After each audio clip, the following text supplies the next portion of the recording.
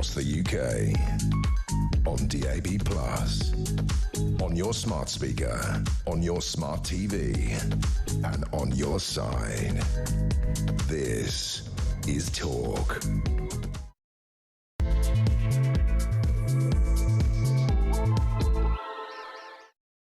Very, very good morning to you. This is Talk. We are the home of common sense, although not our fair when we're handing over with it's Mark Dolan, I can assure you. Loads to talk about today. I'm Julia Hartley-Brewer, and yeah, I think we can safely say we know what we're going to be talking about an awful lot over the next 3 hours. And that, of course, is the latest U-turn by Keir Starmer. But is it the 14th, the 15th, the 16th? Who cares? He says he's never going to U-turn again. He U-turns again within 2 hours. The man is a national embarrassment. It's a national humiliation.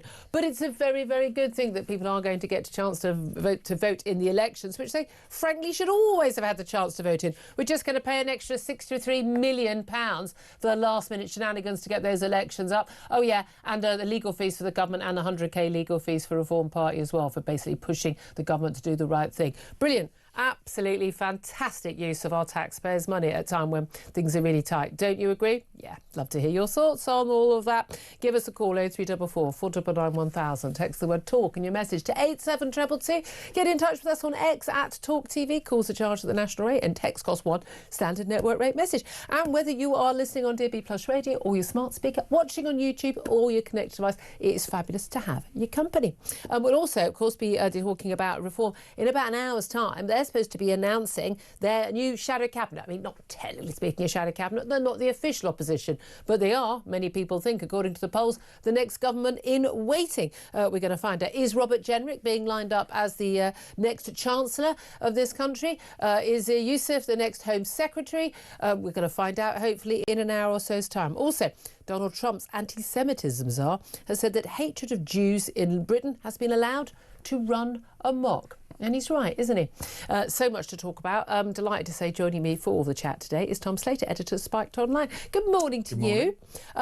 Obviously, what we should do right now is what all the other channels I can see are doing, which is to spend the next 3 hours talking about the US civil rights leader, Jesse Jackson, who has died at the age of 84, a man who did amazing work with Martin Luther King for the civil rights movement, and sadly has been suffering from illness for quite some years now.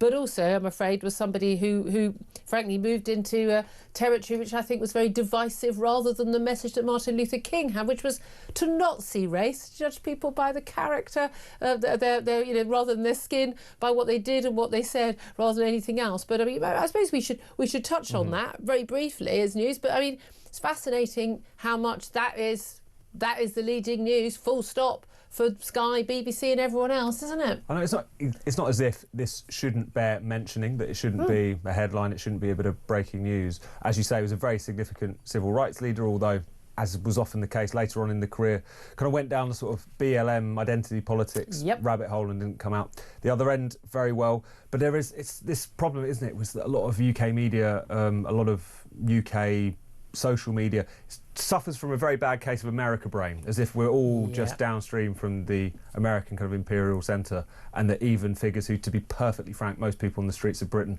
wouldn't know the name of, or the resemblance of if you showed it to them, suddenly has to be the talking point for hours and hours. Absolutely. Well, the talking point for hours and hours on our show is going to be things happening here and things happening abroad that actually matter to us. But absolutely crucially here, the government's decision yesterday afternoon, I have to say, absolutely thrilled to know that people were going. I've got to vote in my local elections in London.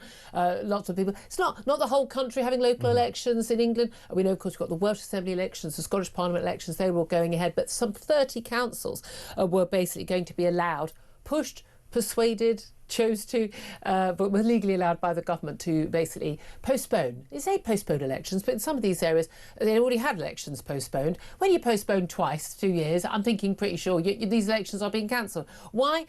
Well, for two reasons. Well, it was all a bit complicated and difficult for them to organise these elections while they were rearranging their desks, getting rid of lots of areas, particularly in rural areas. They've got 2 levels of councils. Fully in favour of the government's reforms to actually get them down to just one, unitary authority. Absolutely fine. The idea that means they can't possibly do anything else, they couldn't organise an election, I think is frankly laughable and insulting. Quite a few million people were going to miss out on the chance to vote. We know that the vast majority of those councils that chose to not go ahead with the vote were Labour councils, who know that they were facing a big threat from reform. The polling is very, very clear on that. The government said they weren't going to U-turn on this. They faced a legal challenge. On Thursday and Friday, there were going to be hearings in the High Court. Most of the legal costs, by the way, all racked up well before that point, challenged by reform. They've been criticised by the Electoral Commission leader, saying this is unacceptable. We're not in a pandemic. Don't think it was acceptable there neither. But we're not in a war. Of course these elections can go ahead. And now there's a £63 million bill for the taxpayer, you and me, because they didn't let councils go ahead, or didn't tell councils to go ahead with these votes. And we're going to be paying reform's legal costs too. What do you make of it? I mean, as you say, at first you want to celebrate it, because this is one U-turn that's going to be good news for democracy, that's going to be good news for everyone who wants to have their voices heard in those local elections. But at the same time, you think, why did they fight this for this long? How bad was their own legal advice that allowed them to go ahead with this? Also, how politically stupid this whole enterprise was. If you don't want to look like you're running scared of the electorate, then maybe you shouldn't run scared of the electorate. It's a mad idea. And also, it's one of those things where you're almost quite shocked by the fact that this government, whether it's in terms of the people running it, the level of expertise they seem to have at their disposal, or just sheer political authority, can't do anything. It's a really unusual position to be in, with a supposed majority in the House of Commons. It's uniquely weak and incapable to move at this point. But I mean, just ask it. I mean, again, they stand by nothing. They mean nothing. They have no idea, no vision, no philosophy, no strategy. A leader without backbone. Absolutely lightweights in every shadowy cabinet position. I mean, it is mind blowing how bad they are. I sometimes can't believe when I see policy announcements or U-turns. Nearly always, both are just as bad as each other. It is extraordinary. But this was a direct affront on democracy, direct assault. During World War II, we didn't have general elections. We were at war. Most of our men were fighting. It was front line. I'm sorry. There was a reason why there weren't elections. But the idea that a few councils rearranging the desks, which is basically what they're doing. It's a paper pushing exercise. Rearrange the desks. Are we going to keep this chief executive or that chief executive? That's one 20-minute meeting. Tick tick, move on. I mean, the idea that they couldn't also run elections is absurd. And now they're saying we've only got 2.5 months to run elections, and it's going to be very, very hard to do that. You can't run a local election in 2.5 months. You often only get 6 weeks' notice for a general election. Yeah. Now, it's more complicated. It's by ward. There are more candidates. I get all of that. But seriously, if you are struggling to do this, maybe you shouldn't be in charge of a local council, because maybe you're just really a bit rubbish. And also, this is one of the most important things a council can do. This is one of the most important, rights that people want to exercise in the area. And it's one of those things where... Oh, my bin's going to be collected. Exactly. And yes, of course, local elections don't necessarily have the pizzazz that maybe a general election has, not as many people vote in them, but they are very important. And also, I think we've got into this situation, and COVID was sort of a part of it in a way, which is that various parts of the public sector decided that actually quite essential things were sort of non-essential. Treating people for cancer during COVID, not essential. Kids going to school, not essential. I do think elections, not essential. And that is a really, really dodgy road to go down. So it's good that this has happened. I wish it hadn't cost so much of taxpayers' money in order to get here. But should someone resign? Right, I mean, there's lots of talk that the local government secretary, local government housing communities, whatever secretary is, Steve Reed, not around today to do the media round and take the flak on this. And of course, the announcement was made during recess. Oh, how clever! So there's not parliamentary scrutiny. There will be next week. But should he have to resign of this? I mean, undoubtedly, this wasn't a decision taken by the Housing and Local Government Department. This was taken by Number 10. But I think this is a resigning matter. I'm going to tell you right now, I don't believe for a nanosecond that they either didn't take the legal advice before they did this, because they clearly don't actually bother asking anyone anything before they did this. The fact that they got new legal advice that said something apparently completely different, which is why they had to drop the case, because they knew they were going to lose later this week. I mean, I'm sorry. I don't buy that. I think they either knew it was illegal, they were just hoping no one would challenge it, or they didn't bother getting legal advice in the first place. On both grounds, everybody involved should not resign. They should be sacked. It's so incompetent. That's one of the things, is that if this government was going around and doing quite authoritarian, quite anti-democratic things, but it was doing so with a little bit of gusto, you would at least kind of respect it. It would be horrifying, but you would at least think, OK, this is a government... There's a purpose. This is like a kind of, you know, shuttling from one terrible idea to another, digital ID, cancelling elections, more clampdowns on free speech. And then suddenly they have to kind of turn tail and run because they realised they didn't really know what they were doing, or they didn't have the right legal advice, or they wasn't really sure if they wanted to do it in the first place, or maybe they had a focus group and now that hasn't gone down quite as well as they would like. It's rudderless, it's inept, and that was the one thing that Keir Starmer had to say for himself when he was elected, which is that I know what I'm doing, no more psychodrama, we're just about getting the job done.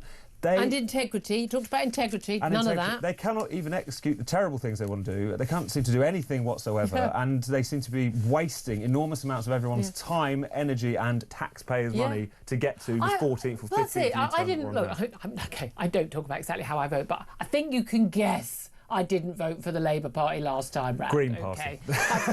Green Party all the way. I'm just excited. I'm hoping your party is standing, you know, in my local area. But you know, but I have voted for Labour many times in the past. I have been a floating voter. I am a floating voter. My vote is still not decided at the next election. It never is until I know exactly what is on offer from the candidates and on the policies. But my thing is, they were democratically elected, and whether it was because people didn't vote Tory or people just didn't vote at all, they had absolutely the right to carry out their manifesto commitments. But virtually everything they've done and then had to U-turn on wasn't in their manifesto. Yeah, it's that's very completely, you know, digital ID cards, that came out of nowhere. Hi, Tony Blair. The winter fuel allowance, that came out of nowhere. They're just throwing stuff into the breeze like confetti and seeing what sticks. Basically none of it. And I didn't agree with a lot of their manifesto, such as there was any detail. But should they go to enact any of it, they have every sodding right to enact it, because I believe in democracy. And I know Keir Starmer doesn't. He's busy. I mean, he's literally half his time is spent trying to just inveigle himself back into the EU and make us effectively de facto back into the UK, whether or not we voted to go back in or not, because he's not a Democrat. But we knew that before he was elected, even as Labour leader in 2020. But yeah, it's the fact that they are just so bad at what they do. Even if I disagree with the policies, like I would accept it. But if they did it well, but they don't do anything well, it's quite astonishing. Here's my thing, though. Here's my message. Whether you've had elections cancelled and now uncancelled, or whether you're always going to have a chance to vote, you've got to use your vote. Only 30 to 40% of people vote in local elections or in by-elections. I don't care how you vote. You've got to use your vote. There are still people around the world, most countries, most people on this planet do not live in democracies. They might live in a fake democracy somewhere like North Korea. Or, 101% of people voted for Kim Jong-un, or they live in a pretend democracy like Russia. Most people on this planet don't live under a democracy. People fought and died for our right to vote, and you should always use your right to vote, because if you don't, they'll take it away, because that's what Labour thought. No one will really care. No one will really notice, so it doesn't matter. Well, you need to notice and you need to care, and you show your care by sodding while going out to vote. You can get a postal ballot very easily. You don't even have to leave your home. And your next passing, getting out the car, put it in a post box. You cannot moan about anything that happens in this country, nationally or locally, if you don't use your right to vote. People just fought for it yet again. Use it. Don't care how you vote. Use your vote. There endeth the message from Auntie Julia today. Let's talk about other big issues. Unemployment. Up to 5.2% in the final few months of last year. Shocker. There's often a lot of extra employment at the end of the year. Lots of that, the Christmas sales and that. Well, hospitality and shops didn't see that big boost. It's the highest level in 5 years. It's the highest since lockdown, when people were literally legally banned from going to work.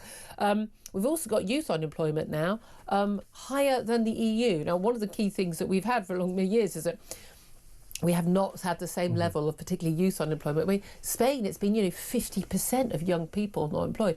Now, a lot of that's been hidden by the madness of telling people to get into massive debt and go and get utterly pointless degrees from second, third, fourth-rate universities that don't get them a job but leave them a load of debt.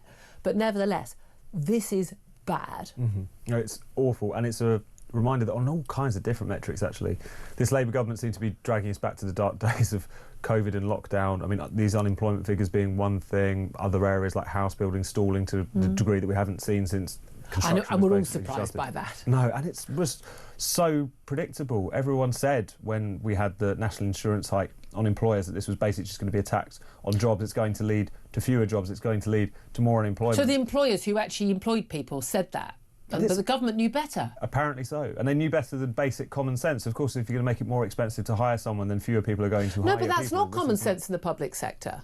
Because then if it gets more expensive, you just get more taxpayers' money to pay for your extra costs. They don't live in the same world as the private sector, which is what 80% of us work in. Exactly, and that, especially when you're talking about small and medium businesses, like the real kind of backbone of the economy, where most people are employed, it's going to not be absorbable in the same way, and yet that's not really at all taken into account. And also just the general economic outlook. I mean, it's not exactly been going great guns under the tail end of the Tories, but at the same time, the anaemic growth rates, the general kind of economic mood out there, if you are a employer, if you are a businessman, you're not going to think, you know what, now is the time I'm going to take a risk on this young enterprising upstart. You're going to think, we'll hunker down, see if things improve a little bit, and take it from there. You can't take a risk on any young people now because you don't know if they're going to turn up next Monday. There is that as well. But that's the reality. I mean, again, this is an economic issue. This is a long-standing problem with our economy and our societal attitudes. It's a long-standing problem with government. It's also a parenting issue. If your kid doesn't have the get up and go, doesn't have a work ethic, that's down to you. As far as I'm concerned, that's down to you. I feel really strong that part of my job is to raise a child who can get turned into a contributing member of society, and you know, that's part of the job. And if you ain't going to do that job, you shouldn't be having kids. But these are some really, really bad statistics. And you're looking at a lot of young people who they're unemployed. And I was listening to Alan Milburn, who's looking in, you know, former government minister under Blair, and he's looking into sort of youth unemployment. And, you know, basically, if you haven't had a job before the age of 24, your chances of getting a job are pretty much zero. You're never going. Who's going to employ someone who's not worked at all?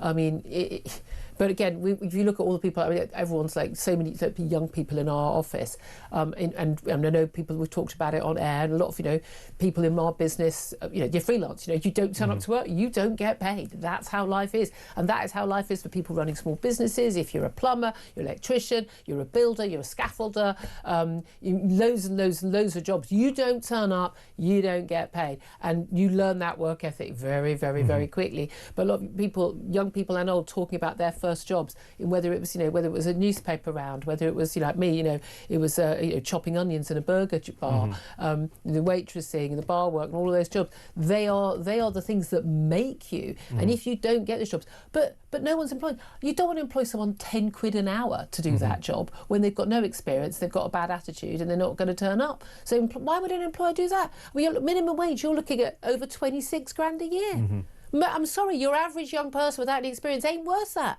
No, exactly. In a way, it sort of locks them out of the labour market, which is one thing that you would always thought would be taken into account more when you're setting these thresholds. Incidentally, some of the kind of centre-left think tanks, when the minimum wage was hiked last time around, made precisely this point, which is that people who are kind of entering the labour market for the first time are going to be disadvantaged for precisely these reasons. So you've got a Labour government that isn't really listening to any sound advice, whether it's from the left, whether it's from the right, whether it's from the public, and it's being the very higher wages is good. I mean, improving the wage for people on the lowest level. I completely understand why you want to do that. I'm in favour of there being a minimum wage. And we had Tories like George Osborne who said, "Oh, if you have a minimum wage, you bring that legal minimum wage, then people will lose out." No, but the reality is it needs to be at a fairly low level. Yeah. That's the reality.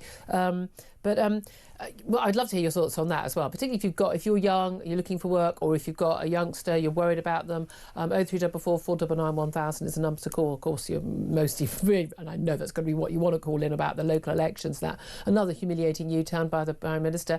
0344 499 1000 is the number to call on that as well. Can I just ask you about the latest on the Epstein issue?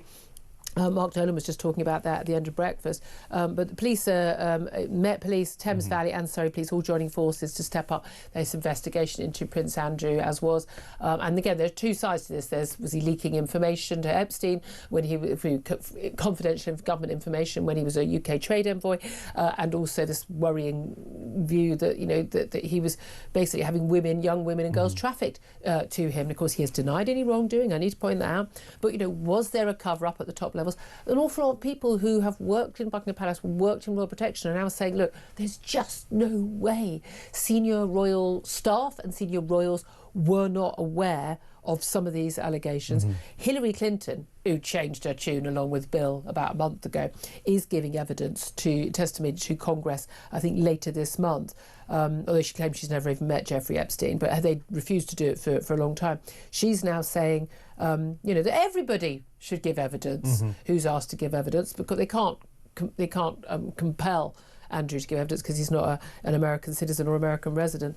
But she reckons there is still a cover-up of the Epstein files by the Trump administration. What do you make of all of that? There's so much to take apart here, isn't there? Because on the one hand, obviously there are clear-cut allegations. There's police investigations going on into the former Duke of York. All of that is, entitled to his due process, and we shall see what comes of that. As you say, very serious allegations being levelled at his door, and that's something that we would wait to see the evidence or otherwise for. There's also the kind of broader political context in America, which gets a lot more complicated because it's become quite so partisan.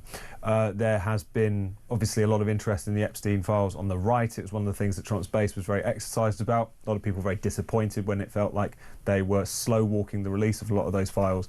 But now, because the Democrats have kind of sensed that this could be a stick with which to beat Trump, because obviously he was friends with Epstein or various other figures, it's being leapt upon, and talk of a cover-up has erupted on the Democratic side of the ticket. Yep. And I think whenever these things get folded into partisan politics in that way, often a clear-eyed discussion of what did and didn't take place, also due process, tends to go out the window. Yep. So whilst, of course, there are serious allegations over here, police are investigating, rightly so, but over in America you do worry that this is just going to become another kind of culture war football in a way that will not serve justice particularly well. No, exactly, and the very real victim. We know there were victims. The question is whether some of them were victims of Andrew as well. Again, he has denied all wrongdoing.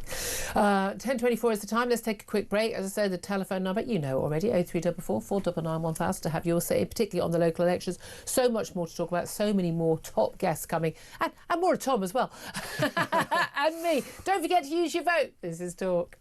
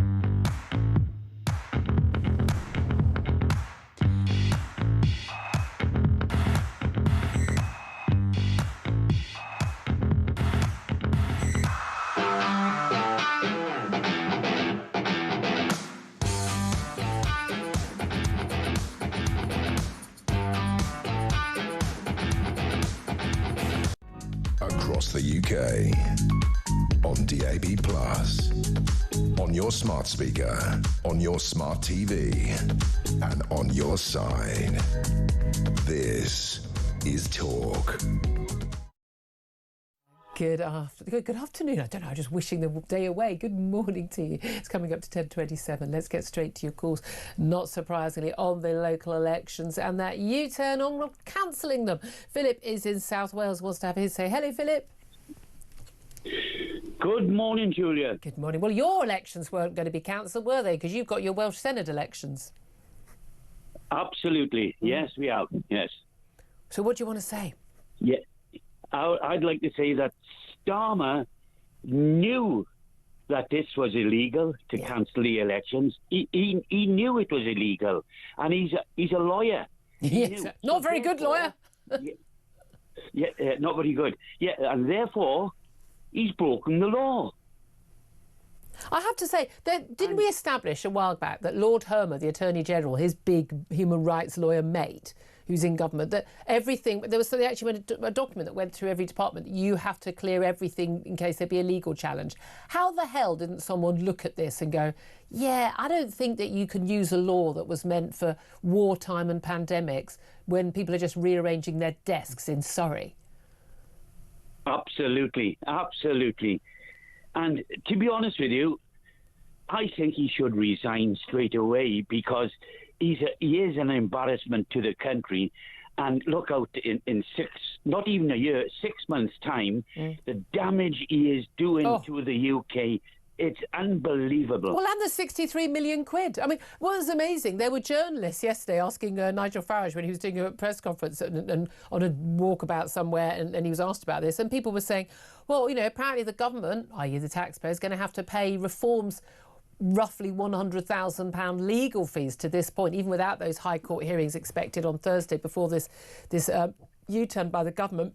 You know, do you think that's right? And it's going to cost an extra 63 million quid, as if it was Nigel Farage's fault that the government had been found to have broken the law. Yes. Yes, yeah. The cheek of it. Absolutely. And what about the cabinet? The cabinet, they're a load of numpties. They are stupid. All of them are stupid.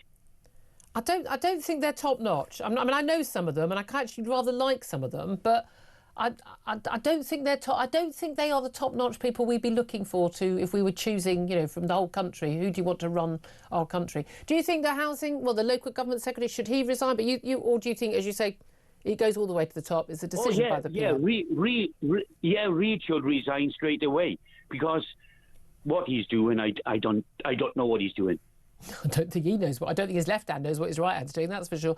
Philip, thank you very much indeed. Can I? Oh, before I finish, are you going to vote? I don't want to know how you vote. That's your personal business. Are you going to vote in your elections in Wales? I absolutely am. Good man. I'm voting Farage. I'm voting Reform. Okay, yeah, I don't care if someone you want to vote Green, your party. You've got to use your vote. Otherwise, as we've seen, they take it away from you. Philip, thank you for your call. Ian is in London. Hello, Ian. Good morning, Julia. Good morning. I'm sorry, I have to contradict you. We're not living in a democracy. We're living in an elected dictatorship with manufactured consent. And some very, very deep thinkers said that. And Mark Twain said, if voting changed anything, you wouldn't be allowed to do it. Except voting does change things. I mean... All right. They didn't honour the referendum on Brexit. Well, right? We did leave the EU. No, manifestos are not legally binding. True. Defections don't automatically mean by-elections. True. And May broke promises. Before she was re-elected, she said she'd give power to shareholders to overturn excessive, greedy executive appointments, and she went back on it. Yeah. I definitely think you're right. I think unless there's a darn good reason, I don't know, that you know, what you say in your manifesto is what you should do. And I certainly, and I've said to the people who've moved from the Tories to Reform, that if there's not an election to be held in the next year, there should be a by-election. I think democracy costs money. It just does. And that's just the cost of doing business. But I don't take such a negative view. I think, you know, that vote in 2016 proved that democracy was alive and well in this country, and all the attempts by the Remoaners, including our current Prime Minister, to overturn it didn't work. I want to quote Tony Benn, who was a big Brexiteer. Yeah. Right? And he wanted compulsory reselection of sitting MPs for election, but only for Labour, which led was down. But it should be for every party. If you're sitting for election and you're sitting MP, you should be automatically, like the American primaries. And what else, Tony said? What power have you got? Where did you get it from? In whose interest do you exercise it? To whom are you accountable? And how do we get rid of you? That's Tony Benn. Oh yeah, and I've always loved that quote, and I've been in a room when he said that live, and it's just, you know, and it holds whatever your politics are, you know. I think, but are you going to vote? Look, we've got local elections in London, and they were always going to go ahead. Again, don't tell me how you're going to vote if you don't want to. That's not my business. But do you bother voting? Because with that attitude, why are you bothering? Well, the last election I ran as an independent candidate. Good for you. I got 500 votes in the general election because the only choice was not to vote. There's no nota. There's no none of the above abstention box, and there should be. I agree with you. That will make people turn out. I would have compulsory voting, and then you have the option of none of the above. But I'm always in awe of people. You put your money where your mouth is, and you turned up, and you actually stood for election. You gave people an alternative. Good for you, Ian. Thank you for that. I really appreciate that. Going to take a quick break. Then we're going to hear from Conservative MP Sir David Davis. What does he make of all the shenanigans we've seen over local elections? That's up next. This is Talk.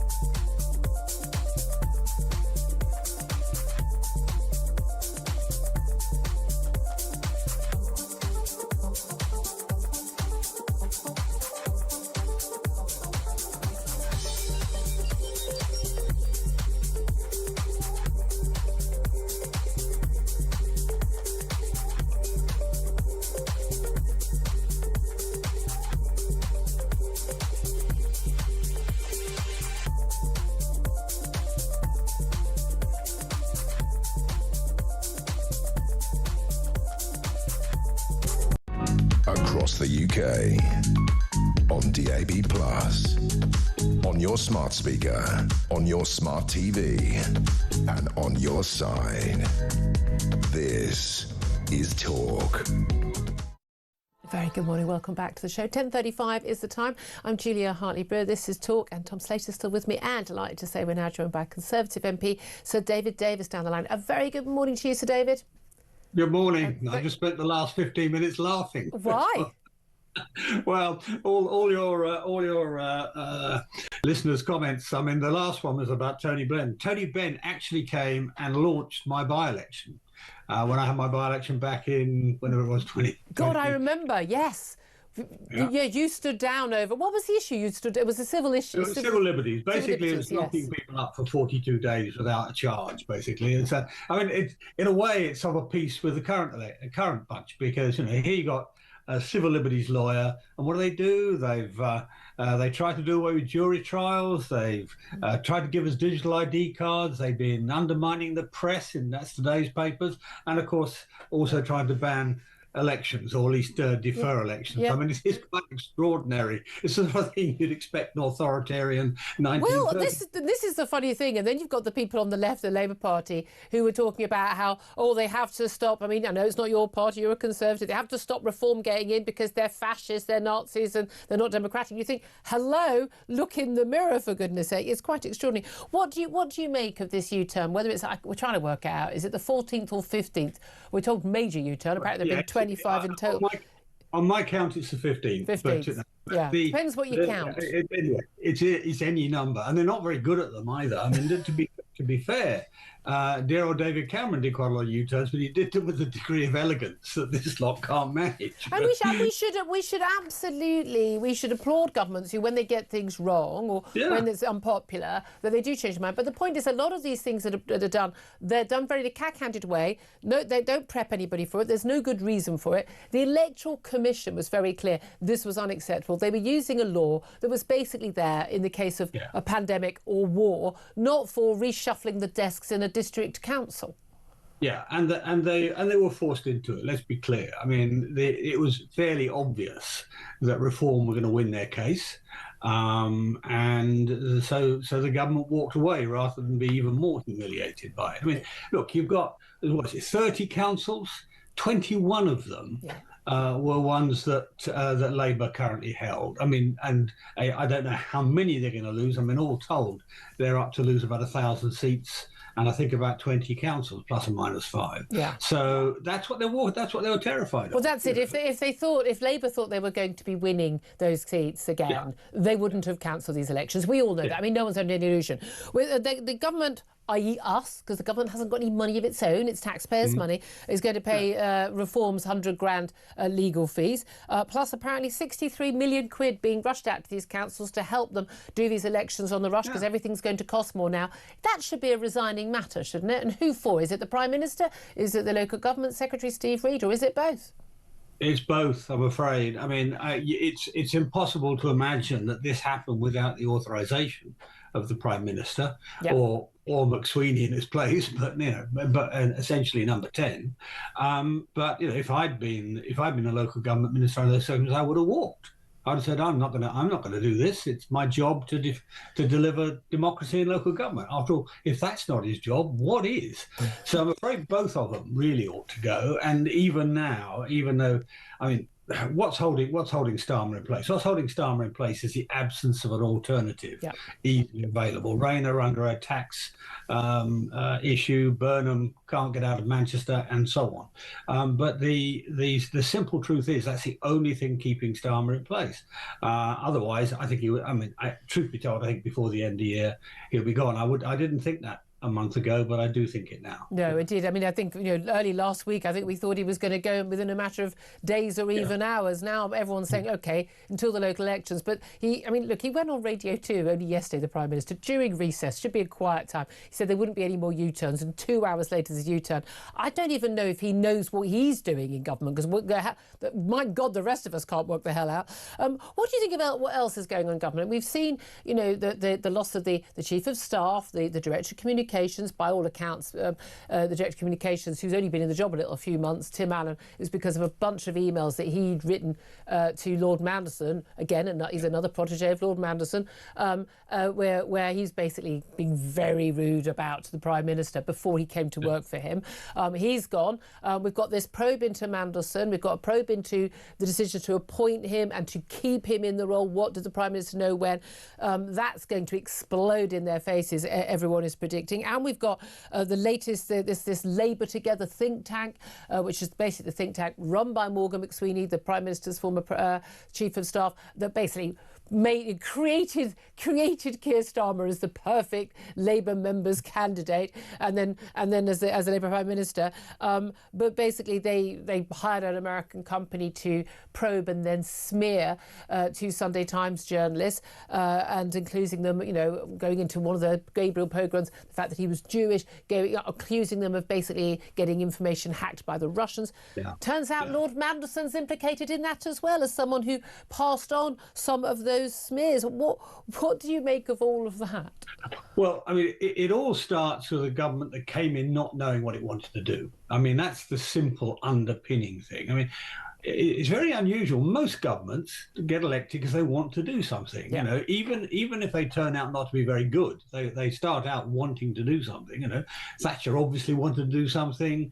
Blair obviously wanted to do something. We may not agree with what he did, but he had something in mind. So that's point one. If you haven't got that, then what happens is the system takes over. You get nothing done. The second problem is a sort of modern politics problem, but particularly true of Starmer, and that is massive over-delegation to SPADs, to special advisors. Special advisors who, maybe in their 20s and 30s, have very little experience outside politics, never run anything, and also, frankly, think in terms of tactics, not outcomes. So that attack on the Sunday Times, wasn't it? The Sunday Times journalists in the first instance, Gabriel Bogrand and so on. I mean, it's a completely amoral thing to do, but it's the sort of thing that comes out of meetings which they're talking about nothing but tactics. They haven't got an overarching principle. I mean, one or two of your callers talked about Tony Benn with admiration. Now, your program is not one that attracts Bennites, but they talked about him with admiration. And he was one of my best friends. Well, I think of him with admiration. I can remember going to a speech of his and giving him a standing ovation, because a lot of what he talked about, it was about integrity. I didn't agree with his means to the ends, but I think he was an honourable man.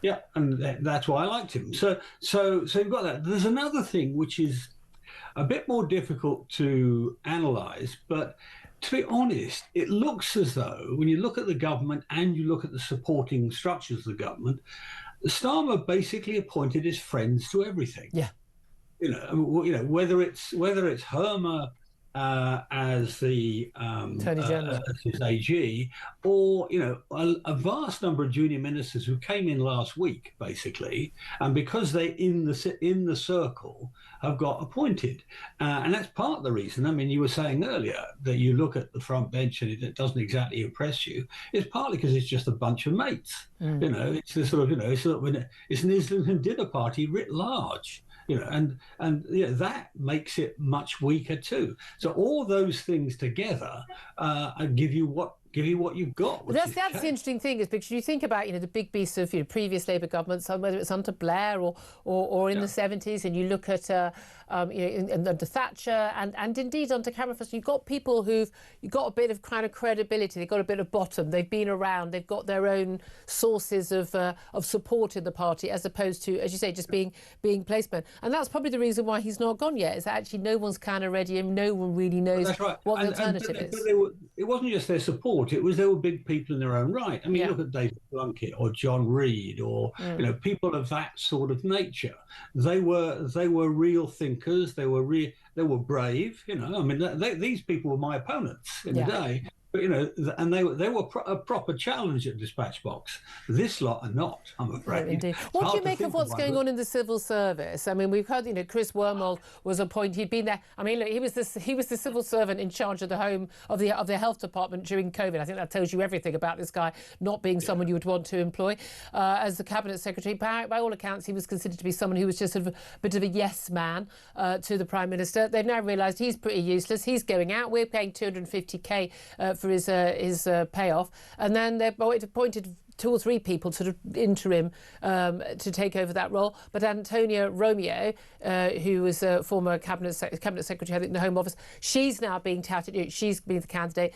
Lots of stuff in the media, which I think most of my audience and I think most voters will say, I don't know who this person is. I don't care about this person. What is going on? Because you shouldn't really know anything about these civil servants. They should be quietly getting on with the job. But claims about her expenses, claims about bullying, claims, counterclaims, denials, and that. What do you make of all of that at the heart of government? Well, it's a disaster, and to be fair to them, it doesn't just start with this government.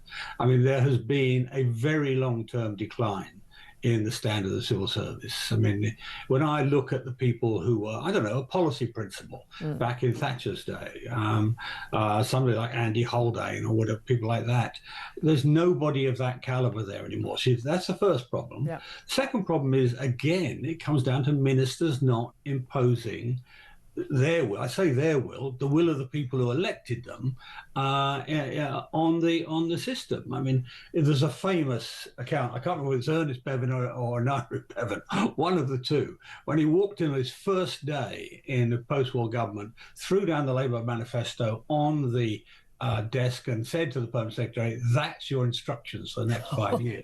Quite right too. Yeah, can you imagine anybody doing that today? How do you think that's going to work if and when, as the polls suggest, and again, week's a long time in politics, 3 years certainly is, if Reform get in as the next government, or possibly a Reform Conservative coalition? Zia Yusuf, senior figure in Reform, has said, there may have to be a patriotic coalition to keep the Greens, Labour and Lib Dems out. A, would you support coalition? And B, what do you make of the chances of any government that is that is Reform only or Reform and Tories being able to push through any of their manifesto pledges with the civil servants as it currently exists? Well, firstly, it determines on already having made up your mind on what you want to do. I mean, that's what this government had, I think they called a Ming vase strategy. Yeah. Don't drop anything, don't break anything, which meant don't do anything, right? Now, I don't think you can accuse either Badenoch or Farage of having that weakness. Both of them are very clear, at least in principle, what they want to do. What will determine how successful they are is really how clearly thought through they've actually thought the details. What sort of growth policy you have, what sort of health care system you're going to have, what you're going to do about defence spending. The big questions, they're going to have their decisions already taken the day they walk in the front door. Absolutely. If they've done that, they've got a chance. They're in with a decent chance. And you know what? If they've told the people that in advance, that will also deliver. There's one other thing that might affect... Very briefly, All right, and that is, when Thatcher came in, she had the advantage, believe it or not, of having had a crisis. Not her, but the country had had a crisis, the IMF and all the rest of it. We're going to have had a crisis by the time we get there. That will authorise lots of things. On that happy note, happy Tuesday, everybody, from Sir David Davis, Conservative MP. David Davis, always good to get you on. Thank you so much for your thoughts. Tom Slater, editor of Spiked Online, listening to all of that. Well, never let a good crisis go to waste and all that, I suppose, is another watchword here. But it just reminds us, doesn't it, what politically volatile times we already live in, let alone with the kinds of economic or other crises that could be on the horizon if things don't get stabilised anytime soon. And I don't see how that happens under this government. There we are, 10:48 is the time. I'm going to take a quick break. Then we're going to be talking about, Jew hunting on Britain's streets. That's what it's being called at the moment. And also Trump's own anti-Semitisms are accusing Britain of having Jew hatred running amok. We're going to be talking about that up next. This is Talk.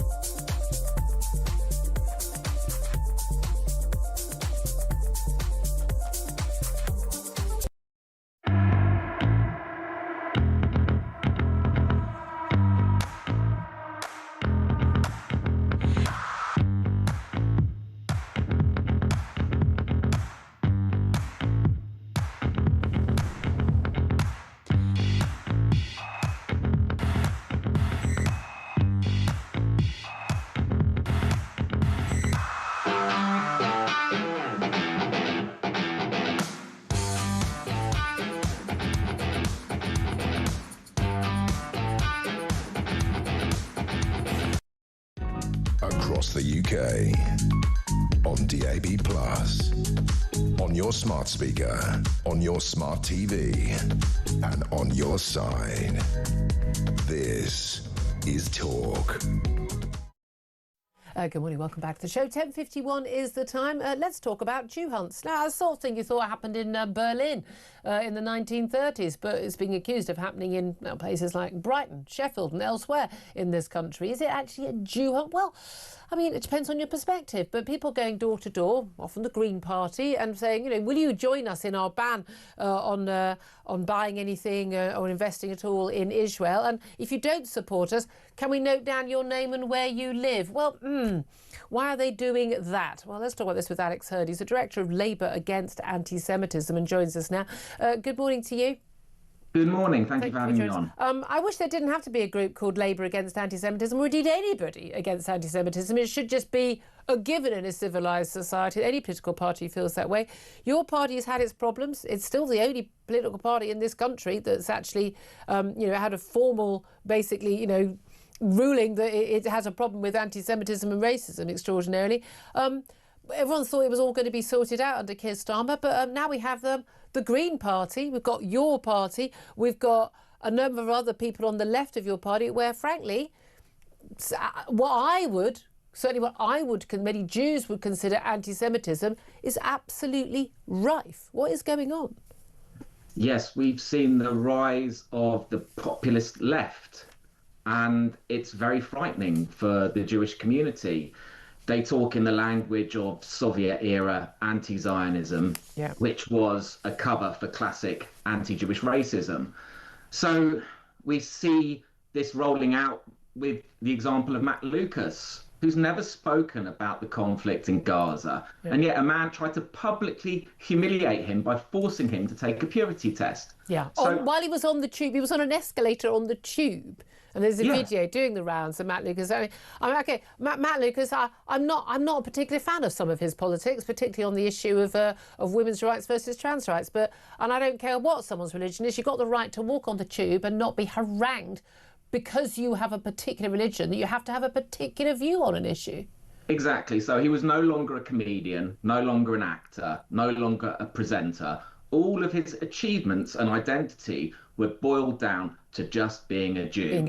And Jews need to apparently justify our existence because we're collectively responsible for the real or imagined crimes of a foreign country by the self-appointed righteous people, TM. But of course, no one should have to justify their existence. And now, as you said, people could be coming to your home to check your ideological purity about Jews in Sheffield, Brighton, Bristol, London. Although they can come to my home. I mean, I literally invite them, come to my home and see how that works out for you.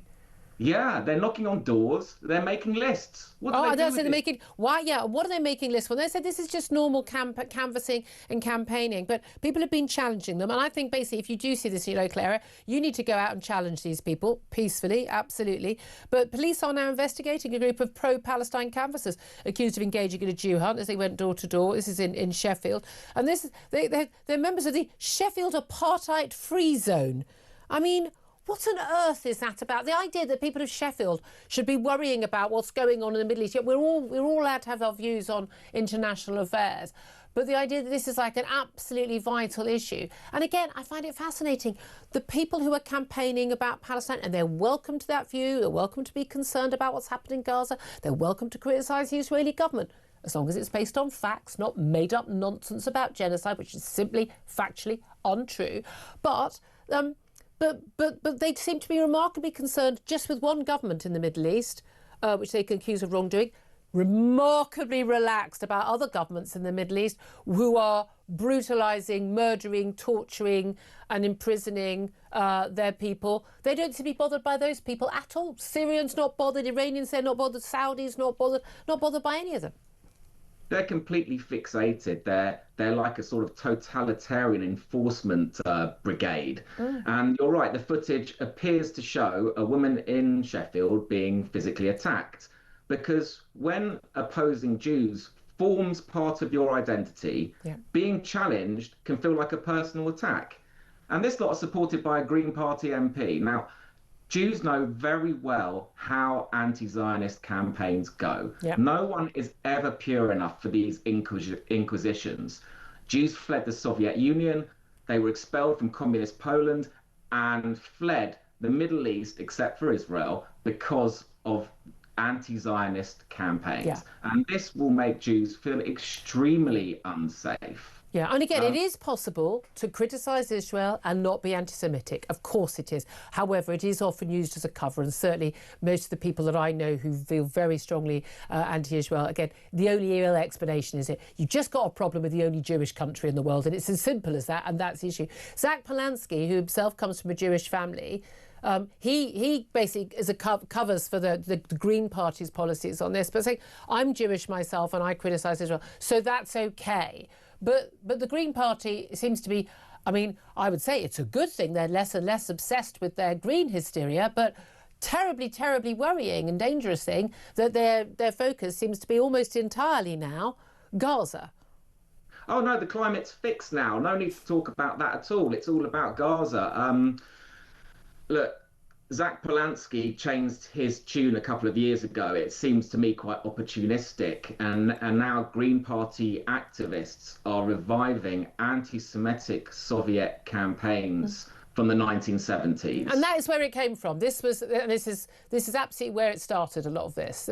What do you make of the, I mean, again, I suppose it's true, Trump has this anti-Semitism czar, his ambassador, Yehuda Kaplan, and he's basically said that the hatred of Jews has been allowed to run amok in Britain. What do you say to that?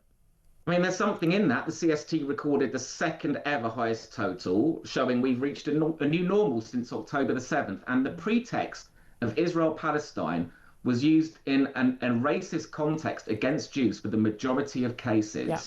And after October the 7th, and after the Manchester synagogue attack, and after the Bondi Beach killings in Sydney, we saw a spike in racist attacks against Jews in Britain.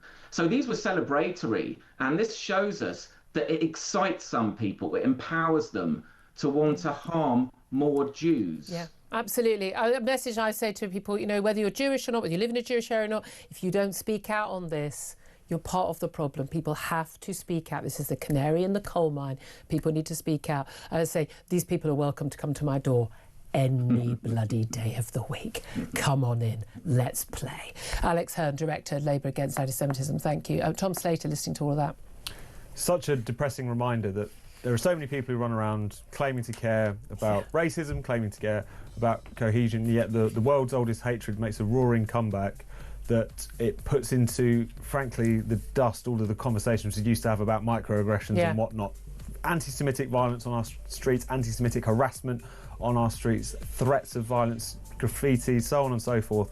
And they're not just staring at their shoelaces, they're often the same people engaging in it. So this shames the entire anti-racist. And again, people who just say, again, I know I talk about it a lot, people go, why are you always talking about this? Because it's a problem we need to talk about. And because you might not think it's a problem for you now, it will be a problem for you now. These same people will come for you next. I'm promising you that is what happens. That's what history teaches us. Up next, more on these local elections and that U-turn. This is Talk.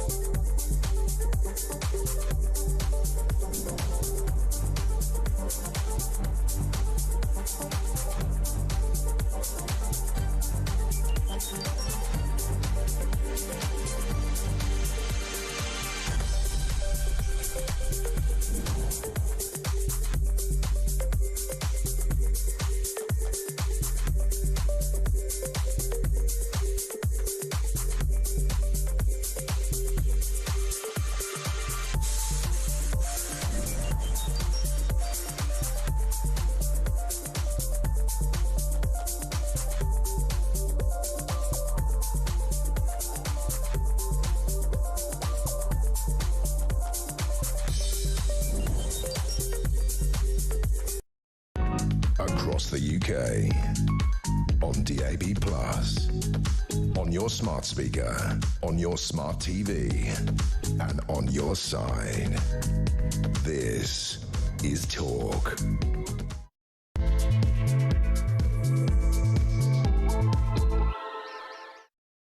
Very good morning. Welcome back to the show. 3 minutes past 11 is the time. This is Talk. We are the home of common sense. And whether you're listening on DAB+ radio or on your smart speaker watching on YouTube or your connected device, it is great to have your company.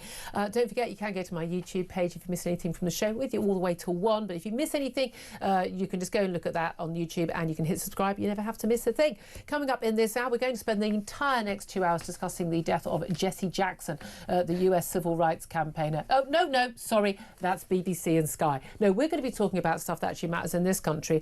Yes, he was a very significant figure. I don't know, with all due respect, Sky, that I've got these TVs on. I've got a bank of, I've got Us, I've got Sky, I've got music, everything. I don't know if he was necessarily worth the entire last hour of news. BBC, I would say 45 minutes of the last hour. We're talking about stuff that actually matters to, I don't know, crazy idea, British people in Britain. And yeah, we talk about foreign affairs a lot, but you know what happens in Ukraine, what happens in Israel does actually have a long-term impact on us. But I'm not entirely sure that the death of Jesse Jackson is perhaps as big a story as they think it is. But there we are.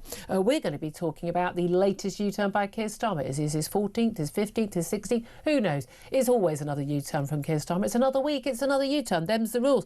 The government has abandoned their plans to cancel local elections. Why? Well, because they faced a legal threat from Reform. And basically, they got legal advice saying that what they were planning to do was actually against the law. Which is a bit weird for a government that was going to end the chaos and was going to be the epitome of integrity, isn't it? Did they take any legal advice before they decided to cancel those elections? Even the boss of the Electoral Commission, the independent body that runs the elections and decides how they're run, actually said they didn't think it was allowed and it was the wrong thing to do. So why on earth were they doing it? Oh, they were running scared of the polls, which said that which party? Reform Party was going to be beating them in those local elections. Well, they are now going ahead on the 7th of May. We'll be discussing more of that.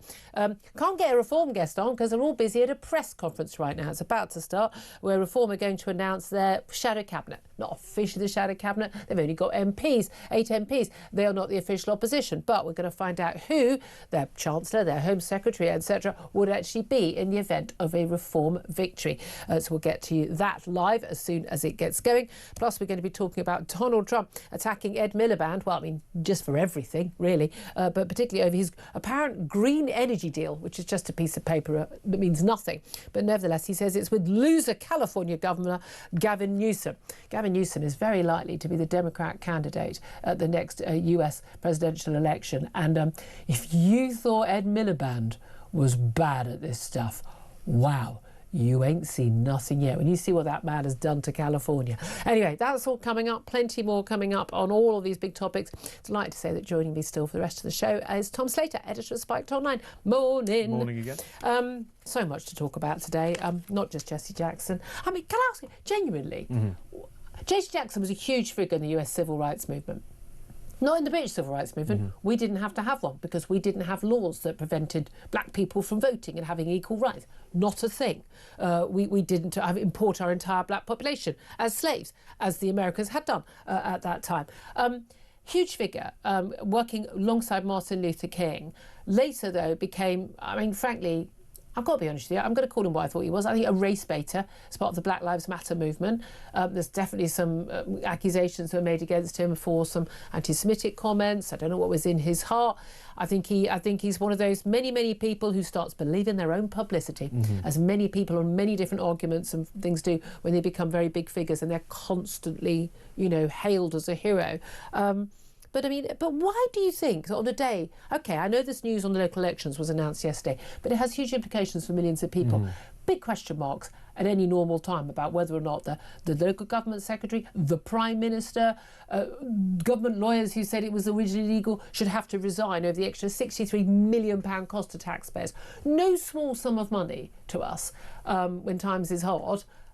Whether they should resign or not over this. And they're talking about a bloke in the United States. It's puzzling, isn't it? I think that there's large sections of the media that do kind of already consider us to be kind of the 51st state. They kind of certainly carry on like that. They think that we're just downstream from American culture, downstream from American politics, and of course that's true up to a degree. Well, they try to import that with Black Lives Matters. And it just doesn't work. Like our police are going around just randomly shooting black men, apparently, because they're not. I have genuinely been surprised that we've been sat here and our colleagues at rival broadcasters have continued to cover this story, not least because, you know, Jesse Jackson, as you say, is a quite flawed figure in many respects. So it's not as, in quite the same terms, shall we say, as if a more uncontroversial figure from the American Civil Rights Movement had passed on, or someone of an even larger stature.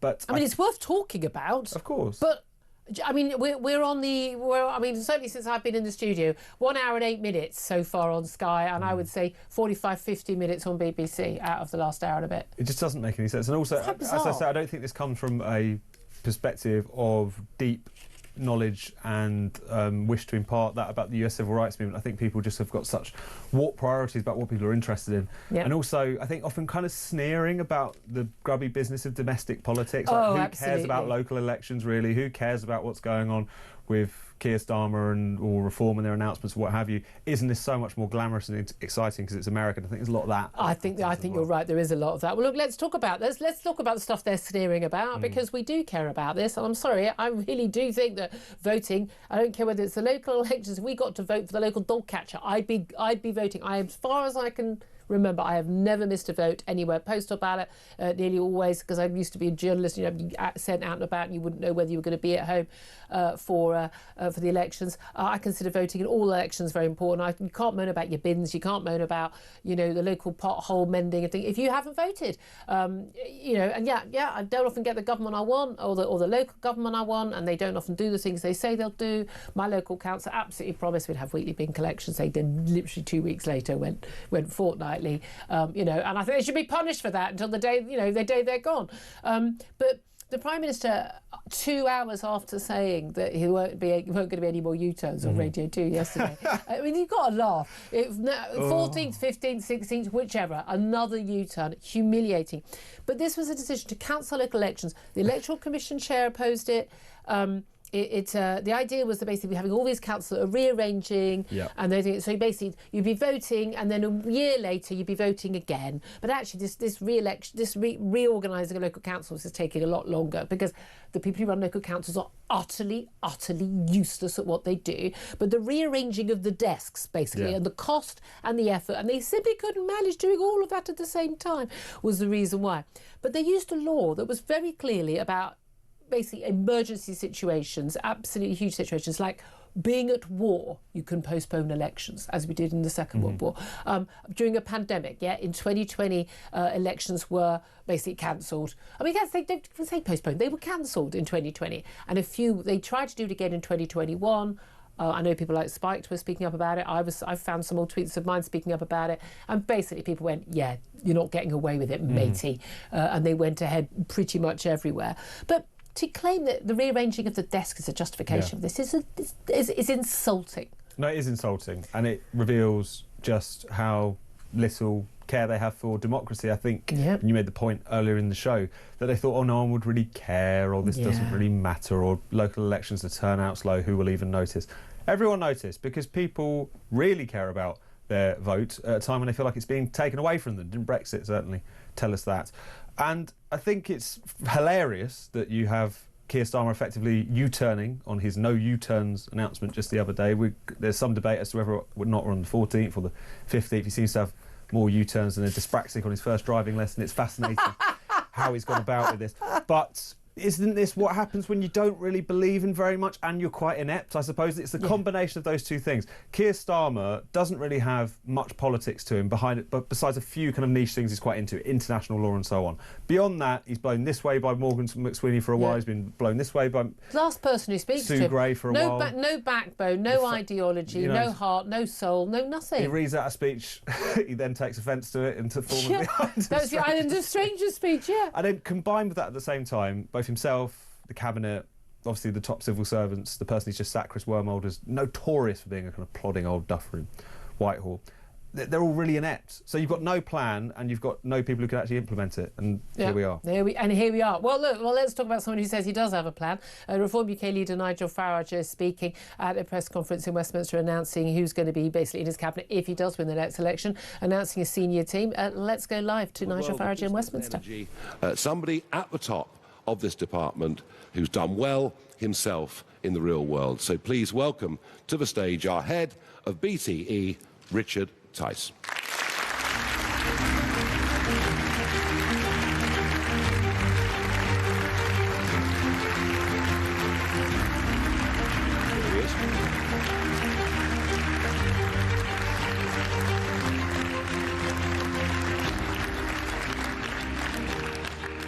Everybody, and thank you, Nigel, indeed. I just want you to imagine an economy that's growing at 2.5 to 3.5, sometimes 4%, year in, year out. That's what we had in the 80s and 90s. But sadly, anybody under the age of about 40 to 45 doesn't know what that feels like.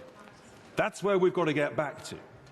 And that, ladies and gentlemen, is why we need a new super department covering business, trade, energy, including housing, with a total focus on growth and prosperity.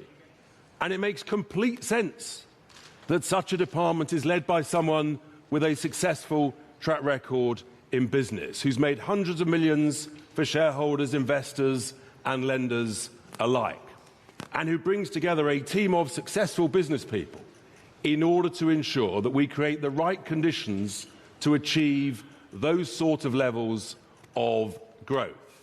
For example, people who understand what it is to have smart and safe regulations, but to get rid of what I call the daft, the dither and delaying regulations. Someone who understands that to be a rich nation, you have to have cheap energy, as we had in the 1980s. Well, that's Richard Tice speaking, just as you heard. He's going to be Deputy Prime Minister in the event of a reform government to Nigel Farage. I'm going to guess Nigel Farage. I didn't know at the beginning. Going out on a limb, Nigel Farage is going to be the PM if he does win. Business, Trade and Energy Department, and also adding in housing. That's a big department, Tom Slater. I mean, you know, you would expect that the man who basically led the party in the interim when Nigel Farage had left to go into sort of media and broadcasting, that he would get a big department. But he's certainly a businessman himself. But business, trade, energy, we know he's been absolutely at the forefront of the anti-net zero madness, but also bringing housing into that, because that is about business and energy costs as well. That's sort of bigger than the departments that Angela Rayner had as deputy PM and John Prescott had when he was deputy PM. No, exactly, especially because the received wisdom in Whitehall is often that departments are too bloated, too big. There's too many different things that a cabinet member might have to keep an eye on, and therefore that can become a real problem. So I do wonder how much part of this is the fact that, given the fact that they've got a limited number of MPs, given the fact that there's lots, to add a bit in, and that maybe this sort of merging of various responsibilities might look a little bit different come the end of another election. But no, it's interesting that those things are being put together, and also this is clearly a recognition of the fact that now that there have been more people kind of coming into reform of kind of higher political profile, the prospects of Richard Tice being a sort of shadow chancellor seemed a bit slighted. This is obviously recognition of the fact that he has put in a lot of work in this brief for reform, and that is being particularly recognised. I'm thinking, I mean, realistically, I mean, we'll come back in as we get the next announcements, but I don't think we'll take the whole thing live, because I'd rather we had our discussions rather than put out party political broadcast. Quite, but I mean, the expectation is that Robert Jenrick would be their chancellor in the event of winning. Again, not technically speaking shadow chancellor, being Treasury spokesman. Only the official opposition gets the official shadow title. It doesn't really stop the Lib Dems and others using those titles, though, does it? But again, there was a lot of talk, wasn't there, when Kevin Badenoch suddenly announced that Jenrick had been sacked and that he was obviously in talks. And let's face it, I mean, he talks a good game, but he absolutely wasn't ready to go. Talks hadn't been finalised, and he absolutely lost his negotiating position with Nigel Farage that moment, didn't he? When he was already out of the Tories. But whether or not he would get a big role on that. But I know that from speaking to people in the Reform Party, they have been very impressed with Jenrick's sort of performances on social media, the videos on X, on TikTok and the like. that's a big issue. Nigel Farage just announcing the next role. Let's go back to Nigel Farage live in Westminster about who would be in his cabinet. We should make a nice change, but taking on the very responsible and important role of Shadow Chancellor is Robert Jenrick.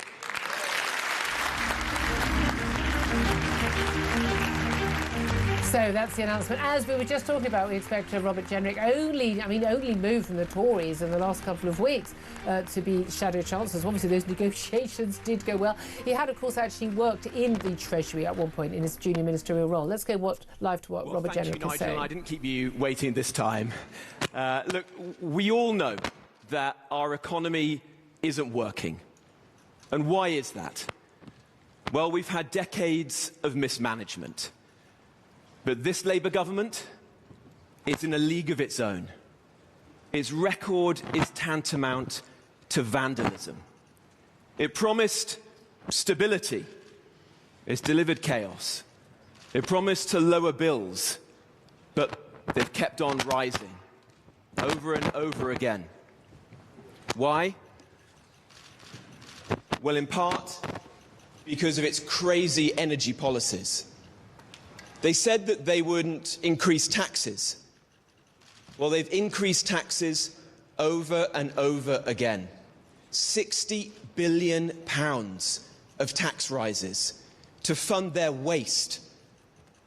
And because they haven't got the courage to tackle our ballooning welfare bill.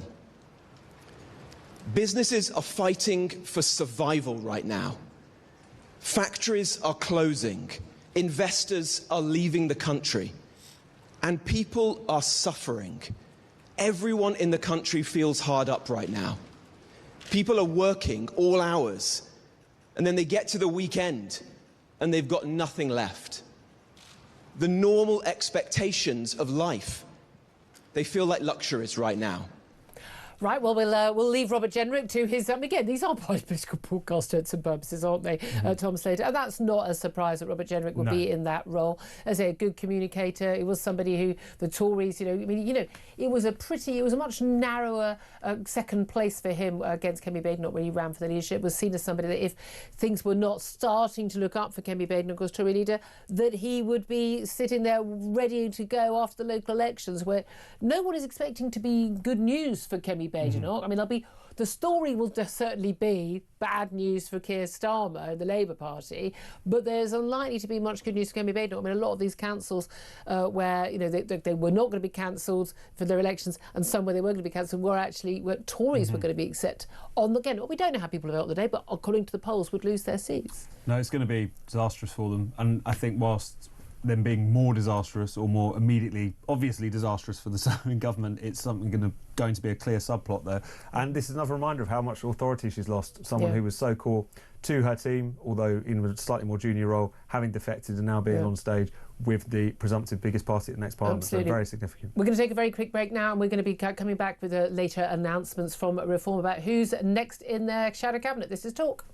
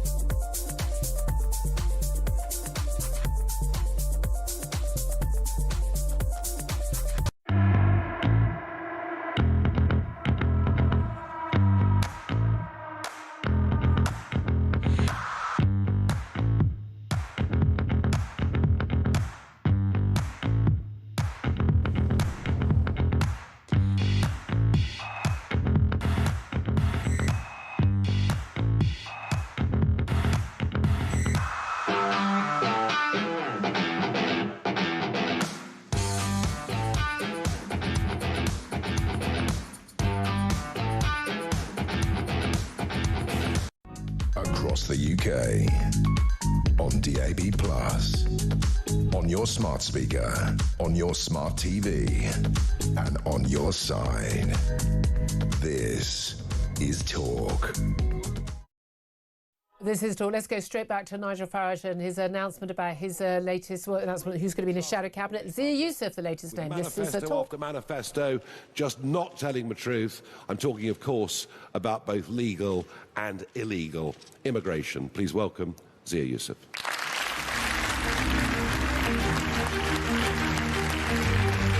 So that will be Zia Youssef, who will take on the Home Secretary role in the event of a reform government. Of course, a big name, former chairman of the party, leading a lot of their policy work, a very big figure, often on the media.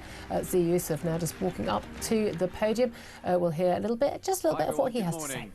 So I'm going to open with a statistic. 1 in every 25 people wandering around in Britain today arrived in the last 5 years. 1 in every 25 people in Britain today arrived in the last 5 years. Britain has been overwhelmed by immigration, both legal and illegal.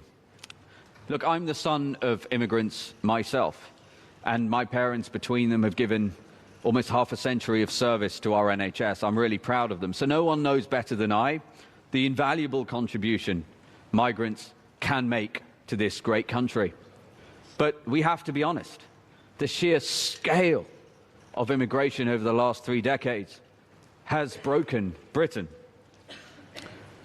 More people have turned up on our beaches uninvited in the last 7 years than stormed the beaches of Normandy on D-Day. And those people, instead of being detained and deported, have been given free accommodation, free meals, free access to healthcare, free taxis, free leisure activities at the expense of the British people, to the tune of tens of billions of pounds every single year. And that's just illegal immigration. If we talk about legal immigration, just since 2010, the equivalent of the populations of Edinburgh, Leeds, Sheffield, Nottingham... That's Zia Youssef there, who would be Home Secretary in the event of a reform government next time round. That's what the reform leader, Nigel Farage, has said. He says reform is, although with only 8 MPs, although, you know, it's gone up a heck of a lot in the last month, is the voice, he says, of opposition to this government. And certainly, Tom Slater, I mean, that is absolutely the case when you look at, for instance, you know, the local elections being cancelled. It was a reform challenge in the courts. They were due to go to court, High Court, on Thursday and Friday, that basically forced the government into a climb down because they said, oh, we've got new legal advice.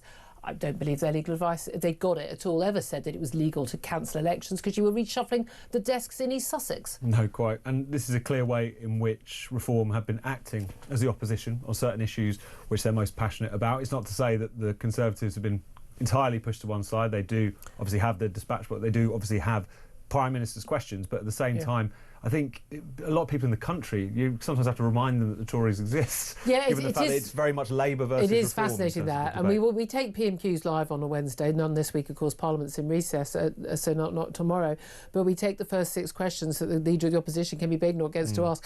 But that's kind of often the only time you hear from them. I mean, again, they're the official party to go to. But in terms of the activity level, I mean, that's the thing about Nigel Farage, you know, the man has, I mean, he's what, 61 now. The energy levels are off the scale.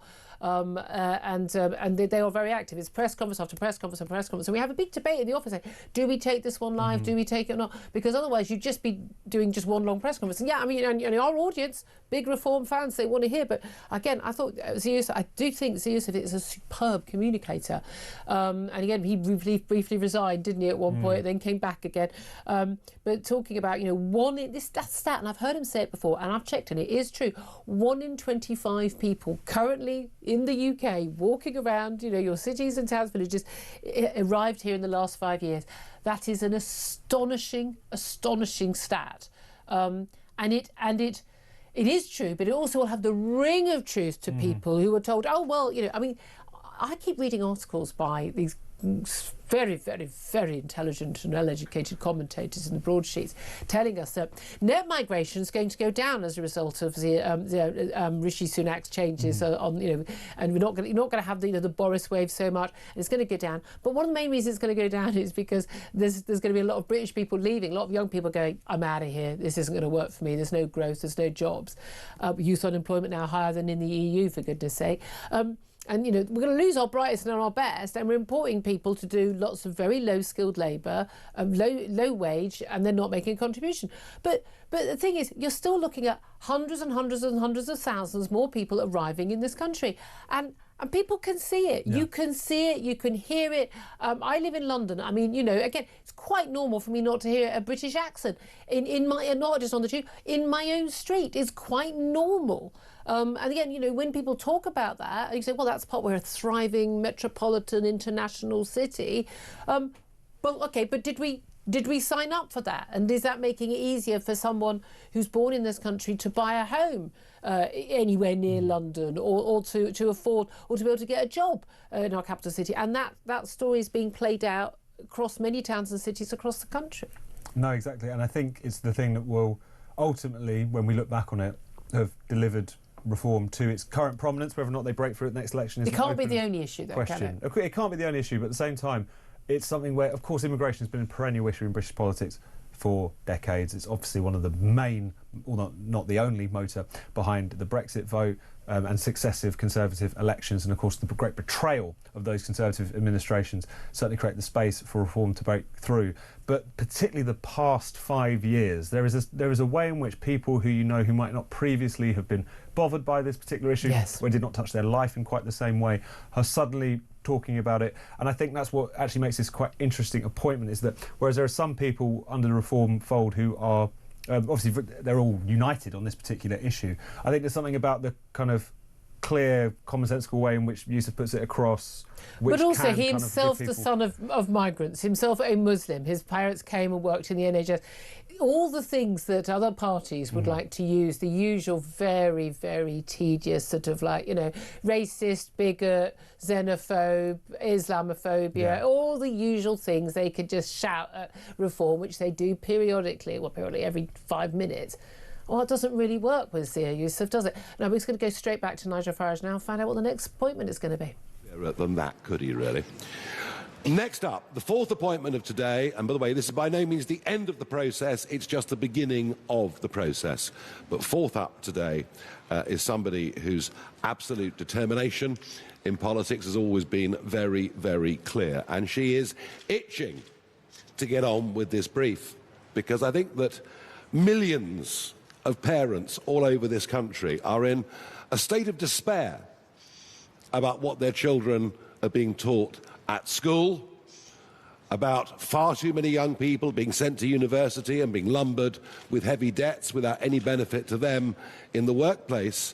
And not only will Suella Braverman take on education and skills, something that's been ignored for too long, but she will also take on equalities under this brief, which of course means the world of DEI. And I know she's itching to get on with it. Suella.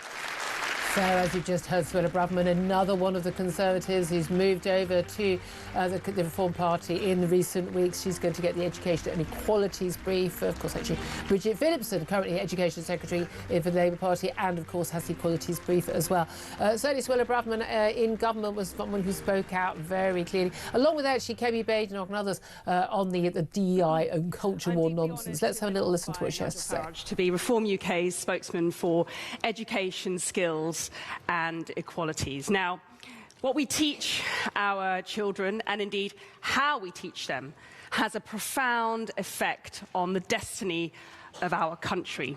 I've been passionate about education myself for years because education changed my life. And frankly, I wouldn't be standing here today were it not for the wonderful teachers, wonderful schools and brilliant education that I was so lucky to we're getting a bit pushed for time, so just Tom Slater, I mean, there's another appointment, again, another Tory. Ruffles some feathers with the reform when Tories just turn up and a minute later they're given, front bench briefs?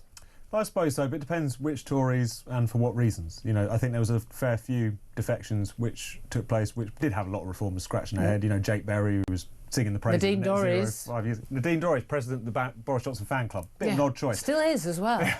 Unrepentant. But I think most people see Braverman, they see Jenrick as people who are broadly speaking on the same political page. Yeah. And defections, I know people, you know, are saying that there's a danger of becoming the Tories 2.0. I do get that. But at the same time, defections have always been part of the story of an insurgent party trying to displace two of the main parties. We think of the SDP. SDP, when the Labour Party broke through, loads of Liberals making the move over. It's just part of the process. It's usually a sign that something is going right. So, and certainly going right quite literally. Let's talk about your party now. Let's go. 11:33 is time. We're going to take a quick break. Up next, we're going to talk to former Labour Special Advisor Paul Richards. What does he make of all of that? What does he make of the 14th, 15th, 16th, who knows, U-turn on local elections and plenty more. This is Talk.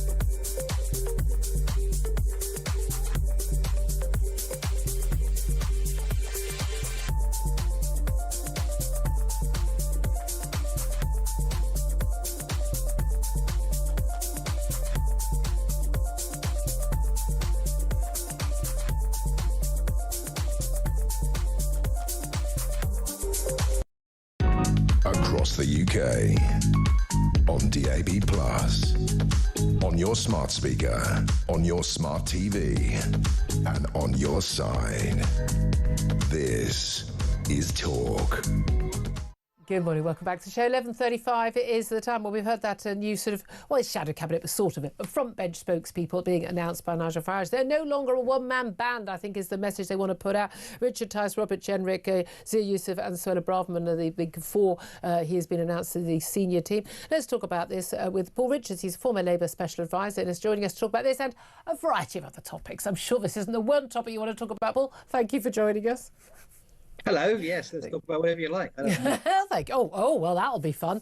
Paul, I mean, what do you make of this announcement? Because a lot of the criticism of Nigel Farage and Reform has been, look, you know, it's just a Nigel Farage ego, one-man band, and they haven't got enough people. They wouldn't be able to run a government. They've got all these defections from some, pretty senior figures over the years from the Tories, and they've put a couple of them in the front bench roles. What do you make of it?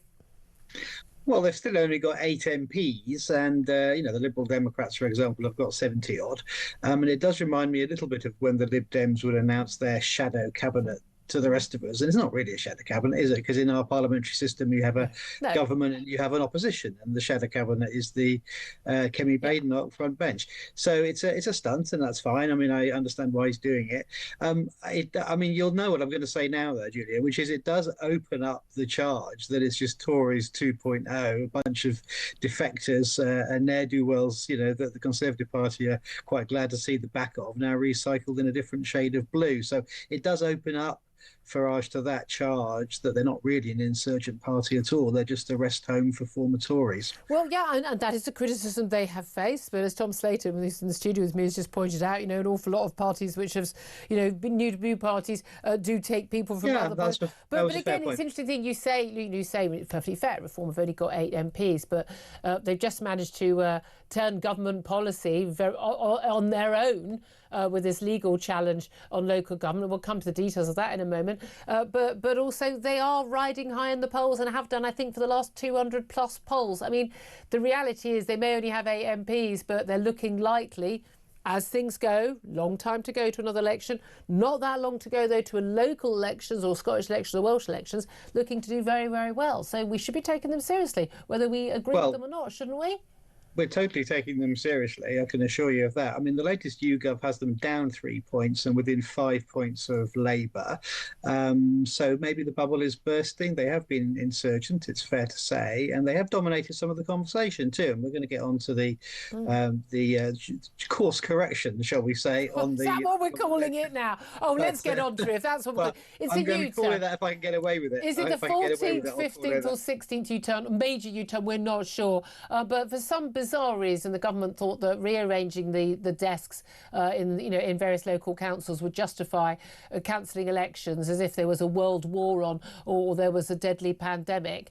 They were cancelled in 2020. I don't think they should have been in 2020. They tried again in 2021 under Boris Johnson, and people, including me, went, no, I don't bloody well think so. It's an outrage that anyone thought it was okay to cancel these elections, isn't it? But they've only put onto the right course because of their legal threat from reform. Well, you point out that previous governments of different colours have done this when they've been reorganising local government without any great outcry. 2021, there was a handful of councils. Yeah. Well, it has happened. So there is a precedent, and the logic was it would be silly to elect people to councils that are about to be abolished under the reorganising. So let the people doing it now carry on for another year or two. Now, the legal challenge meant that we had to go to law on this, and the legal advice to the government now is that you can't do it. Why would the legal advice have changed, though, Paul? I don't believe that. I believe either they had legal advice and said it was illegal and they did it anyway, or they didn't bother getting any legal advice deliberately because they knew they'd be challenged. And it was only because of the challenge in the High Court that we've actually seen this overturned. Well, that last bit is true. It's because it's gone to the High Court. The government have said, well, hang on a minute, we don't want to drag this out. And the longer you wait, the harder it is to actually organise these elections. I think we never quite see behind the scenes, but, organising all the printing of the ballots and sorting out all the volunteer staff that come out on the day. 2.5 months. And getting all the school halls booked and all that stuff is a huge job. And the people that organise this, the Association of whatever they call administrators, are saying it's going to be quite a tall order. Also, local authorities have now had to have 60-odd million quid extra to administer this set of elections, thanks to reform. No. Yes, because no, Paul, this is an outrage. No. They haven't had to have it thanks to reform. They've had to have it because the government illegally cancelled elections without good reason. Well, we don't know that it was illegal because they've admitted it wasn't legal. They were going to lose the legal challenge in the High Court. We don't know what have happened. That was the suspicion. No, that's the government said. They've had legal advice that they can't do it. So it's still costing us an awful lot of money. But it's costing us the money because of the wrong decision in the first place. And who took that decision? The Prime Minister and the housing or the local government housing secretary, Steve Reed. Should one or both of them resign? Neither, and I hope Reform are going to give their legal fees to charity too, because that is public money. Well, why would they give them? They're going to be reimbursed the £100,000 they spent on legal fees. They're not going to keep that money and go to the pub with it. The £100,000 has been spent on lawyers already. You say that. I think they should donate that money to charity because so they should be £100,000 out of pocket for representing millions of voters to challenge a government action that was judged to be not legal by the government's own lawyers. Well, the bottom line is we're now going to have a set of elections in May, including in where I live in East Sussex. I hope that more than a third of people turn out in these elections because that's the normal turnout is around a third. 2/3 don't even bother to vote. I hope that Reform are now going to stand a candidate in every single one of those divisions in every county they've triggered an election in. Otherwise, it looks a bit hypocritical when they're saying that they would have won anyway. So let's see full coverage for Reform, and let's see what happens in the actual results. I mean, the polling suggests that the biggest losers are going to be the Conservative Party. Well, yeah, but depending on which councils, but actually it also looks like lots of those were held by Conservatives, that Labour will do very badly. Do you believe for a nanosecond that if all these local elections, and again, the vast majority of councils that did decide to pull off their elections, because the government basically said, you have an option, you can go ahead with them or not go ahead with them, which again, completely undermines the view that it was impossible to go ahead with them.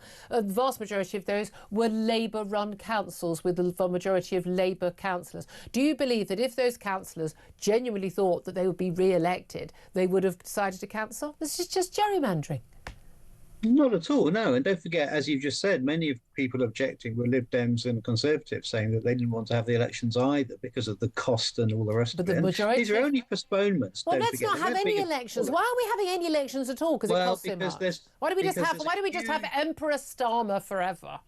Well, because there's a huge set of elections down the line when we've got this new, reorganised, evolved set of new authorities. If and when the desks are rearranged, we can have more elections. Democracy costs money. Proper money. Well, I mean, this new devolution settlement with elected mayors in places like Sussex is going to be far better. And I would just say, let's hope people do turn out, a majority of people do turn out and vote, because, you and I love a good election. I stand in most of these elections as a candidate. I think there should be compulsory voting. I think you have the rights in democracy, but it also comes to the duty, and you should just vote. I just want to come back to though. You're of the view that the extra £63 million cost to the taxpayer and the extra 100 grand that is going to go on for reforms legal fees. You think that's Nigel Farage's fault that we're going to have to pay that because government doesn't have any money. It's all our money, rather than the government's fault for putting in a policy which they've now decided from their own legal advice was actually not legal. Well, there was a plan in place to postpone these elections, thanks to a lot of the local councils. It wasn't legal, and the Electoral Commission objected to it. Well, the Electoral Commission is part of the blob, isn't it? This is an unelected quango, led by somebody who's never stood in an election. The Electoral Commission is usually on the side of Labour, let's be honest. Well, I don't know about that. No, the Electoral Commission is part of the whole Blairite blob. Come on, who are we kidding? Well, exactly, it is part of the blob. So why are you hiding behind what they say then? I don't think they're not the only reason. If the Electoral Commission said it was okay, I still wouldn't agree with it. They're not elected. I'm trying to work out why you think it's Nigel Farage's fault. You can blame him for stuff he does. I've got no problem with that. Why is it his fault that he's won the legal challenge against something the government is doing that their own lawyers have said is not legally sound?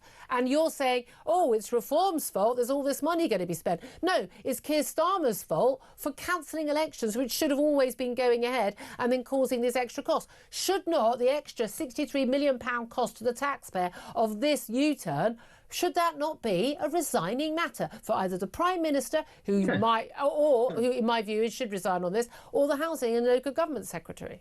I mean, you think he should resign every day of the week. So no, I don't. The latest thing you think he should resign over. No, I don't. I don't call him for... I don't actually. Of course it's Nigel's fault. Nigel Farage's fault. Because he shouldn't have challenged it. He should have allowed the elections to be cancelled. I suspect he's as surprised as anyone, frankly, that this is happening and going ahead. They're having to scrabble around to find candidates to stand in these elections that they've triggered, because most people assume they would be postponed. Do you think, Paul, I want to clarify, do you think they're happening, the right thing to have done should have been to not legally challenge these elections, for them not to go ahead, even though the decision to cancel them we now know was not legally sound? That would have been the right thing to do. I think he could have made his propaganda points about democracy that he wanted to make anyway, and then we would have had the elections in the way that was normally scheduled, which was for not this May but next May. Well, they were scheduled for this May, actually. And £63 million could have gone into looking after older people or repairing potholes, and instead it's going to go to printing ballot papers and scrabbling around trying to run a set of elections in a few weeks' time. And you think that's Nigel Farage's fault, not Keir Starmer's? Yes, correct. Mind-blowing. Genuinely mind-blowing that you think that, but there we are. Let me also ask you about where we are in terms of all these inquiries on Mandelson, inquiries about who knew what when, the Labour Together smear of Sunday Times journalists. Again, that seems to come back to Mandelson as well. There's also big question marks about the woman that the Prime Minister wants to appoint as his new Cabinet Secretary, Antonia Romeo, about allegations against her, which there's now been a cover-up of her being alleged to have been a bully and to have misspent government expenses. The chaos at the heart of this government is quite extraordinary, isn't it? And whose fault is it? Well, I think to unpick all of those, there's different reasons for different things going on there. The Labour Together one, for example, is very egregious. If it is shown that ABCO, this company, did produce this report smearing two, as far as I can tell, perfectly valid journalists doing their jobs, then that's pretty disgraceful. And what the Labour Together people have said is that this company exceeded its brief and went far further. But the smears were then spread around Westminster, so they obviously that is, as I say, that is egregious, and I'm glad that we're going to get an inquiry into this and find out exactly what went on, because it's, I'm a member of the National Union of Journalists. I support free and independent press, and I think that it's a disgrace if that's what has happened. I mean, it's, in all my years, I have to say, Julia, it's the first time I ever heard of anything like this, where journalists themselves are being investigated and then smeared in this way. Kind of a Putin tactic, isn't it? Sort of thing that totalitarian governments do. And I mean, on face value, it's pretty disgusting, and that's why I want to see an inquiry. And what about the Cabinet Secretary? Is this showing me the Prime Minister appointed Chris Wormold, again, and also ran as his Cabinet Secretary? I mean, he goes through chiefs of staff, directors of communication and Cabinet Secretaries, like most of us, frankly, go through bottles of shampoo. What's going on? Well, I don't get through that many bottles of shampoo, but I mean, there's a nerdy point here, which is actually how you reorganise the centre of government, and putting two jobs into one in the shape of the Cabinet Secretary just doesn't work. You can't run the civil service and advise the Prime Minister and force change through Whitehall in the shape of one person. So, actually, I would split those roles up. Francis Maude was saying something very similar today, and others have too. So I think a reorganisation of the roles as well as the personnel. There we are, nerdy but true. All right, then we'll leave it there. Paul Richards, appreciate you joining us, former Labour Special Advisor. Really quick response from Tom Slater there. It's all Nigel Farage's fault we're spending this extra 63 million on local elections. I mean, that's one way of looking at it, or it could be the fact that it was Labour's fault for ever trying to have this fight to begin with. Of course, we could always say that any election would be incredibly costly, and why not just keep ploughing ahead and pour that money and resource and time Chairman Starmer into all the things that we care about. But like that giving Chagos Islands to Mauritius. We do just about still live in a democracy, so therefore you would think. Sorry about this horrible cost and bother thing that we're imposing on these elected officials. How very dare we? 11:49 is the time. Up next, we're going to talk about the latest net zero madness with our hero, Ross Clark. This is Talk.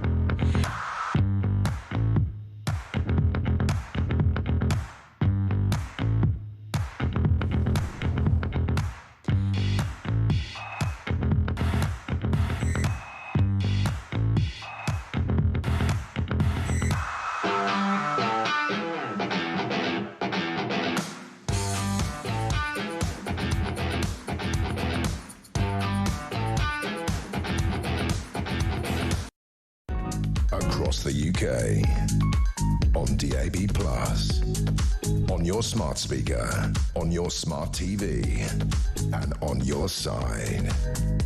This is Talk. Good morning, welcome back to the show. 11:52 is the time. I'm Julia Hartley-Brewer. This is Talk, the home of common sense. Well, we had those announcements, haven't we, from Reform about who's going to be taking over as their front-bench spokespeople. Among them, Richard Tice, who'd be Deputy Prime Minister in the event of Reform victory. He'd also be charged with a big super ministry, business, trade and energy. Oh, yeah, and adding in housing as well. Well, we know Reform's views on net zero. Now let's find out about how net zero is affecting all of us right now with Ross Clark, author of the brilliant book, Not zero. How an irrational target will impoverish you, help China, and won't even save the planet. A title which comes truer every single hour of every day. Ross Clark, good morning to you. Good morning, Julie. Latest stories. We had some fascinating stories over the last few days about how Starmer was trying to tie us even closer to the EU with their net zero targets. We've had the various of these companies, these car companies, basically saying, yeah, we're going to go back to diesel cars. No one wants to buy these electric cars, even if you're fining us a huge amount. And we've had Ed Miliband doing deals with Gavin Newsom on green energy. He's the governor of California and could possibly be the next Democrat contender for the presidency of the United States. What do you make of it all, Ross? Well, I say they make a great pair, don't they, Ed Miliband and Gavin Newsom, because both are presiding over an electricity grid which is heading for absolute disaster. And if you wanted to take an example from anyone in the world of how not to build a green electricity grid, California provides the perfect example, because they had mass blackouts for numerous occasions over the last few years, which Newsom, of course, always blames on climate change. It's always a storm or it's a heat wave or something, because the real reason is they're trying to build, like us, like Miliband, a grid that is very heavy on intermittent renewables. But in their case, it's more solar than wind in our case. Yeah. But, there is a fundamental problem, which I'm sure your listeners are intelligent enough to work out by themselves, which is that the sun tends to go down every evening. What? And Californians don't tend to like to go to bed immediately when it goes down. And as a result, they still use air conditioning, they cook and they go out to the movies and so on. And there's a very big problem, particularly in September evenings in California, where there's not as much incoming solar energy as there is in July and August, but demand for air conditioning can still be very high, and California just basically runs out of power. And this, by the way, this is one of the wealthiest states. It's got the most amazing natural resources. If it were a country on its own, it would be the 8th biggest economy in the world, and they can't keep the sodding lights on.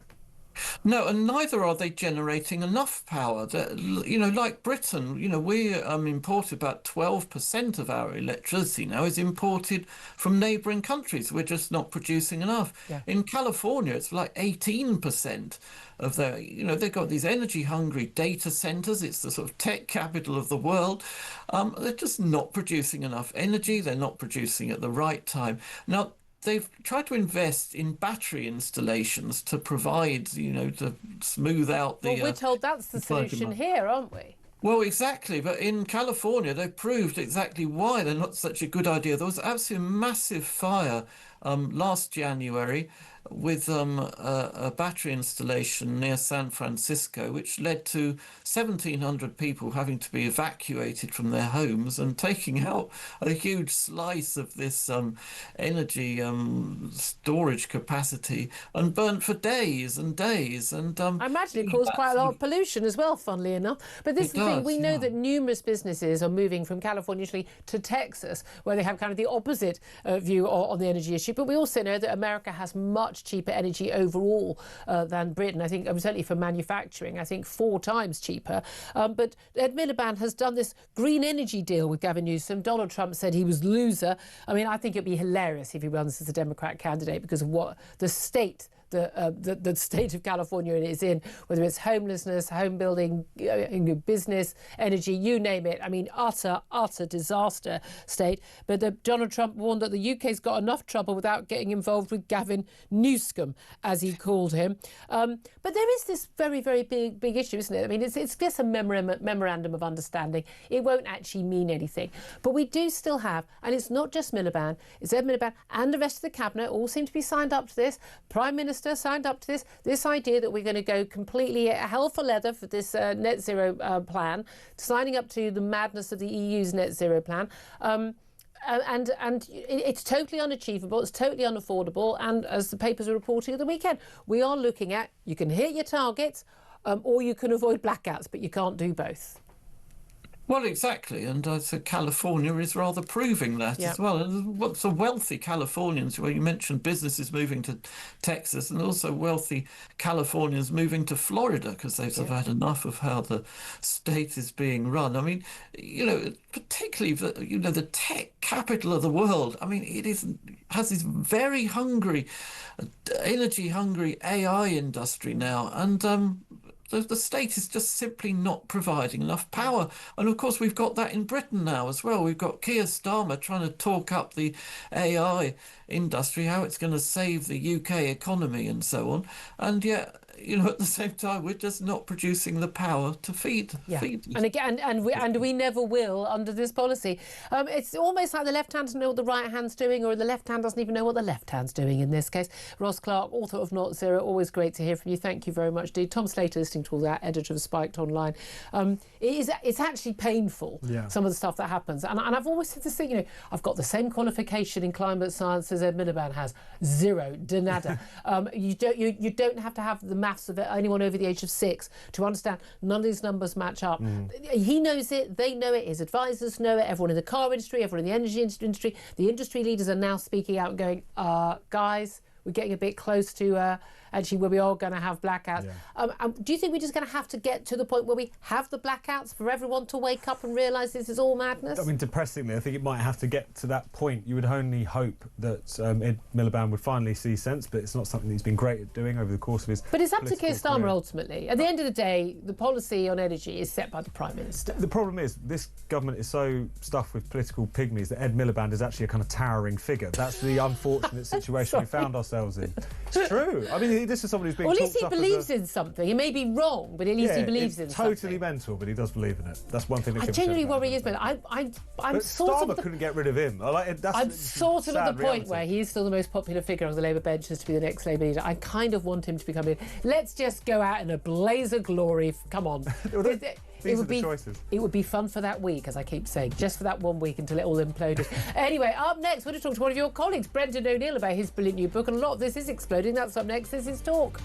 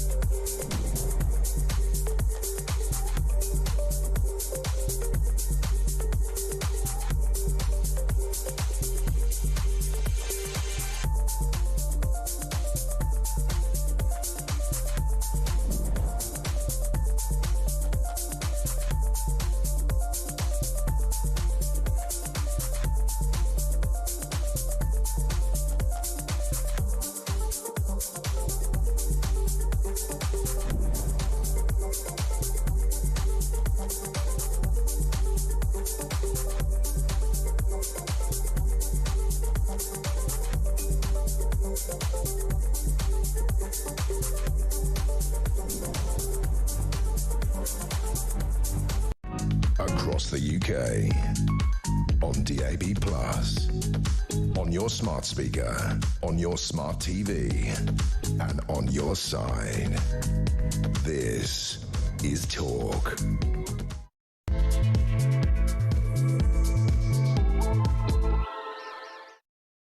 very good afternoon to you. 2 minutes past midday is the time. This is Talk with the Home of Common Sense. I'm Julia Hartley-Brewer.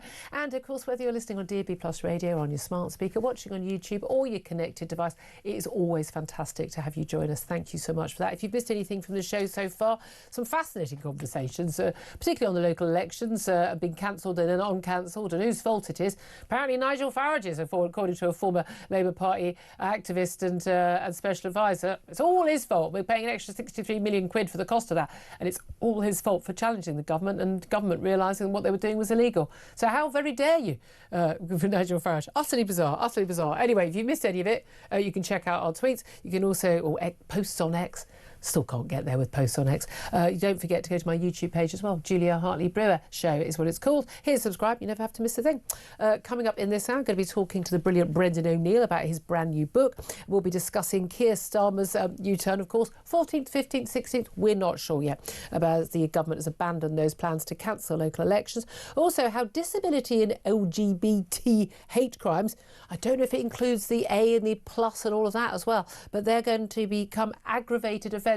So if you target someone for a crime, a hate crime, who has those particular characteristics, that's a more serious crime. But should it be?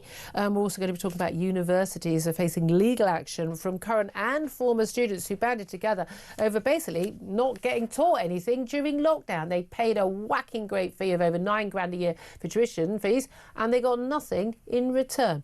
We'll talk about all of that. Joining me, I'm delighted to say, in the studio still is editor of Spiked Online, Tom Slater. Before we get to one of your colleagues, it's a bit of a spiked fest today, but just while he's waiting on the line, I have to say, just going back to the conversation we had with Paul Richards, the former Labour Special Advisor, absolutely extraordinary for him to claim that it's Nigel Farage's fault that we're going to have to pay 63 million quid more as taxpayers for the government to basically throw a load of money at local councils that were going to have their elections cancelled. They were allowed or postponed. They were allowed to do that. The government used a law which should have been used for wartime or pandemics to allow them to rearrange the desks and be useless at it and therefore not hold elections this year. But because they're going to have to organise them in a rush in 2.5 months, not quite sure why that is a rush, by the way. They're going to get a load of money thrown at them. It's entirely the government's fault. They said their legal advice had changed. I don't see how it had changed because the situation was always the same. And now everyone's blaming Nigel Farage for that. Oh, and saying, this guy was saying he should have to give the money, the £100,000 that's going to be paid for legal fees that Reform have spent already on lawyers for this case that was going to go to the High Court on Thursday, that they should give that money to charity. I mean, I'm thinking the lawyers might expect it. Well, exactly. They weren't doing it out of the goodness of their heart necessarily. But this is the most lame deflection, isn't it? The reason that we're in this mess, the reason the Labour Party found itself in this mess is because it cancelled those elections, because it haughtily thought that it doesn't really matter, we're probably going to do terribly in them anyway, and who cares about their local councils? People really do care when you try and take their vote away, even though even people who don't bother voting want to know they have the option. Absolutely, and this is another mess of the government's own making, and to go around and be like, oh, Reform have now cost the taxpayers money, it's just rich. And also the other thing is, elections cost money. We do it because it's important. We do it because people fought and died for these rights, and also because we all want to have an opportunity to give particularly incumbent governments a shoeing, which I'm sure many more people will relish now that these elections have been restored for. Yeah, absolutely. It's just extraordinary, isn't it? Well, I'm sure we'll talk about that as well with my next guest. He is Brendan O'Neill. He's the author of a brand new book called Vibe Shift, The Revolt Against Wokeness, Greenism and Technocracy. Delighted to welcome you to the show, Brendan. Good afternoon to you. Hey, Julia, how you doing? Very well indeed. We should come in the studio. We could have all gone for lunch after the show. Brendan, I always love your books because I think you always, as you do on our show and as you do in your writings for loads of different organisations as well as Spike, you kind of always tell it like it is. And we've had loads of books, haven't we, about woke is dead. I mean, Piers Morgan, other people writing all these books that woke is dead. I'm not really sure that woke is entirely dead. But your book is basically pointing out that actually there is what you call a vibe shift. And it's actually not coming from the politicians or the media or the activists. It's actually coming from, my audience, your readers, people just going about living their lives who are going, this is all madness. Yeah, absolutely. I think the death of wokeness has been greatly exaggerated. I don't agree with Piers Morgan, funny a man as he is, that, woke is dead.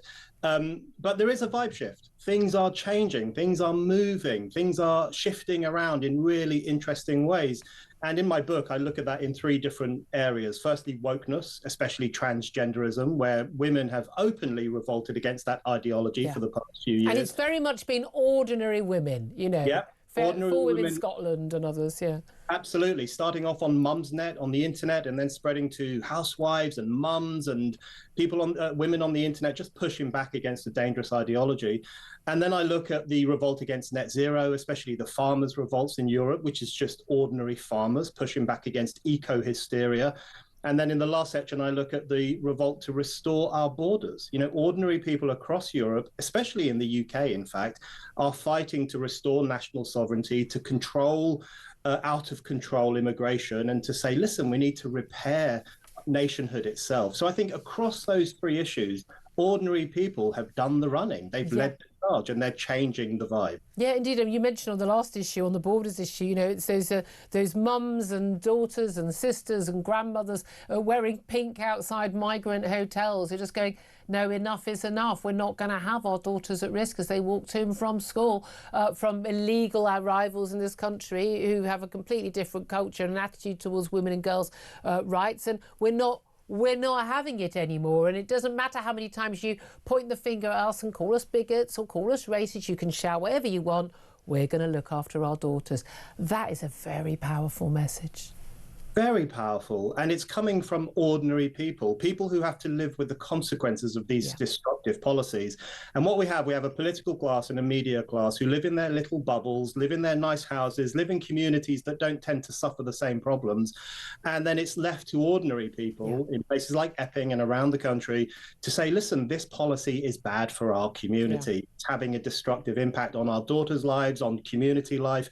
So this revolt of ordinary people against the lunacy of the elites, that's really what I'm looking at in the book. And I argue that we're witnessing a revenge of common sense against the madness of the people who rule over us. And Britain has a very strong history of this. It does, doesn't it? But it's interesting. I was just thinking, when you look at the trans issue, again, For Women Scotland and all their campaigns, but also, your Sandy Peggies, your Darlington nurses, and again, the middle class, lanyard wearing class going, but men are transitioned to become women and it's absolutely fine and we should be, letting them use whichever loos or changing rooms they want. None of those women wear a uniform at work. None of those women are required to change into their uniform, get down to their bra and pants in a changing room with a man standing there in a bra watching them. And, they didn't have to live the reality of the policies that they apparently had no issue with. Absolutely. The people who suffered most from the ideology of multiculturalism and the ideology of transgenderism were working class women. And that's why these problems weren't taken seriously for so long, because we have a ruling class that doesn't particularly care about people like that. But those are the people who bore the brunt of those kinds of policies, and they started to push back. We've had women at work, nurses and other women saying, listen, we want a single sex space, get these men out of here. And we've had women outside migrant hotels saying, look, we want to defend our communities. So at last, there is this pushback against these destructive policies. And I think that's incredibly positive. And the same, again, as you mentioned, net zero in the farmers, but also, it's interesting that it's the trade unions representing, working class, largely working class men in manufacturing, in energy production, in the oil industry. Others basically saying, look, we can't have energy prices that are double that in Europe and 4 times that in America, because we won't have any manufacturing, we won't have any jobs left. And again, if you're in the lanyard class, if you're sitting there on your little laptop with your chai latte sitting at home, you're not affected by that. It doesn't make any difference. Yes, you might moan about your heating bill going up, but you're not living with the direct consequences of that, which is there are no jobs for you. Exactly right. Climate change alarmism is the ultimate luxury belief. Oh, totally. If you are, upper middle class, kind of part of the knowledge industry, not someone who works with his hands or has to think about how food is made, then you can wallow in this ideology that says the world is coming to an end and it's up to good people like me to save it. That's been the luxury belief of the past 20 years. But it has a terrible impact on working class communities, on farmers, on people who want to drill for oil or get a good job in the coal industry. Those people have been thrown out of work. They've lost their income. So again, we're seeing the people who bear the brunt of these policies pushing back. And I think the revolt against net zero is one of the most important of our time, because this really is the wisdom of the crowd coming back into public life and saying, listen, you've had your fun, you've had your pretend apocalypse. Now it's time for normalcy to come back. Yeah, absolutely. And again, immigration, massive big issue, probably still the single biggest issue in our country. Again, people just saying, oh, you know, if you talk about this, you're racist, you're a bigot, you're this, you're that. But again, not living with the consequences of competing with these people for often low-wage jobs, not facing the consequences of competing with them for cheaper housing, for council housing, for getting a GP appointment, for crowding onto the buses in the morning, for getting their kids into a decent school, not living with the consequences because they can buy their way out of it. They live in areas where this isn't an issue. And then they can go, isn't it wonderful, multiculturalism? We've got a wonderful deli at the end of the road. I mean, these people live in cloud cuckoo land. Completely. And in fact, they look upon these immigrants as a kind of army of servants who can help in their that classic question time. One of the audience, who's going to make my Pret coffee in the morning? Who's going to make my Pret coffee? Or even worse, Zach Polanski saying, who's going to wipe our bums? You know, this is really what I mean, if you want to talk about racism, let's talk about people who want to bring in an army of servants to clean them when they get old. You know, that kind of, the way in which they talk about immigration is actually quite repulsive. But you're right, it doesn't have the same impact on their income or their lives or their community cohesion in the way that it does for other sections of society. And I thought Marco Rubio, in his speech at the Munich Security Conference, made some really solid points about how if you destroy your borders and let them go to rack and ruin, it's a form of cultural suicide. And I think a lot of people in Britain, ordinary people, have recognized that as well. They're not racists, they're sovereigntists. They want to repair sovereignty in this country, and that's a very positive thing. Let's face it, the R word no longer works, because you and I are both on the same side during the Brexit debate. We were called racist just for wanting to have accountable elected representatives in our own country. I mean, you know, they've been calling us the R word since then. It didn't work then, won't work now. But I think you had the same reaction to me waking up that wonderful June morning in 2016, realising that despite all of the propaganda, all of the lies, the entire, you know, sort of every big multinational company, all the media, pretty much most of the political parties being completely and utterly for staying in the EU, the British people went, nah, we want out. I mean, that was a wonderful show of common sense as well. In my book, I refer to it as the original vibe shift, because that is really when a lot of this starts. That's when ordinary people defied the advice of their supposed betters, defied the advice of the business class, the political class, the media class, and said, you know what, we're going to think for ourselves, we're going to talk amongst ourselves for a few months, and then we'll vote how we want to vote. And of course, they voted in an incredibly positive way. They asserted the nation's rights against the EU oligarchy, and they said, we want to bring politics back home. It was a really wonderful development. It's really where the vibe shift starts. And in my book, I tried to say that populist spirit actually hasn't gone away. As much as the political establishment wishes it would, it's still out there. And again, they used the term populist. I mean, again, doing things that the voters want. Oh, suddenly that's a bad thing. That ties me in very closely, because again, my main reason for voting for Brexit was about democratic accountability. We were not going to have democratic accountability for local councils in large parts of the country. Some 30 councils have been given the option by the government, using laws that were supposedly for when there was wartime or a pandemic, to basically postpone elections, some being postponed over a number of years, councillors elected for 7 years instead of the original 4. And basically there was a legal challenge by the Reform Party that were going to go to the High Court on Thursday. Suddenly the government's got some new legal advice and has backed down. They're going to have to pay Reform's legal fees, 100 grand. They're going to have to pay another 63 million quid more than these local elections would have counted to help these councils get their act together at the last moment. I don't know why 2.5 months is too long, is too little time, but there we are. It shows how absolutely abjectly useless our local council officials are. I'm pretty sure we could manage to do this in that time, but a huge cost. Should anyone resign over this? Absolutely. You know, for all the excuses they've put forward as to why these local elections had to be cancelled, you know, that these are zombie councils, they're not going to be around for much longer, we have to spend money on potholes instead of elections, all that nonsense. The truth is they're just running scared of reform. They're running scared of the populist challenge against the Labour Party and against the Labour government, which I hope we will see across the country in these local elections. So this was an egregious assault on our democratic rights. That's what it was. And I think the establishment overlooked how important the vote is to ordinary people. Yeah. The only voice ordinary people have, they don't have newspaper columns, they don't have radio shows, most ordinary people don't have podcasts, although actually there's quite a lot of podcasts these days. They just have the vote. That's all they have. That's the only means for them to exercise their power. To take that away is so serious. And going back to Brexit, as you remember, they tried to take away our vote for Brexit.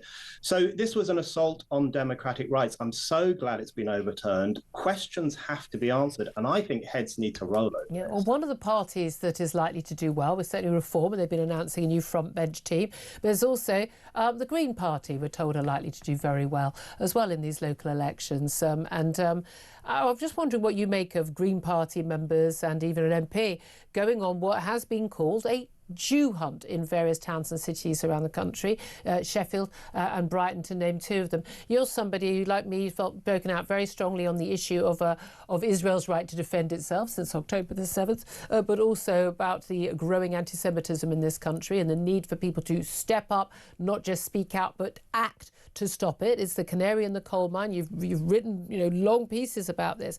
You've written a brilliant book on Israel and how, you know, this is a major issue we need to deal with.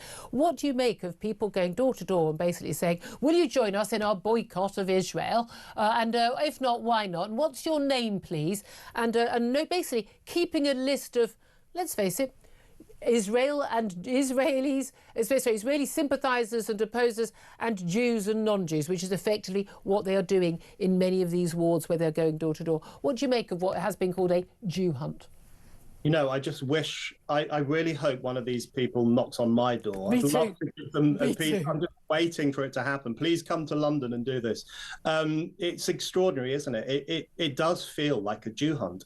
And people will say, you know, we're just opposed to Zionism, we're just opposed to the Zionist ideology. You know, let's cut this nonsense out. Around 80% of Jews in Britain identify with the Jewish nation. They identify with Zionism. They think of Israel as their homeland, even though they are, of course, British and they belong in this country, but that's how they identify. So when you're knocking on doors and essentially saying to people, will you join us in our obsessive, creepy denunciation of Zionism? Yeah. You are targeting Jews. You are making Jewish inhabitants of those streets feel profound. And why aren't they knocking on the door saying, will you join us in our boycotting, you know, of Iran or Syria or Saudi Arabia, all these other countries where people are being treated incredibly badly by their rulers over the last few years. It doesn't matter who's in charge.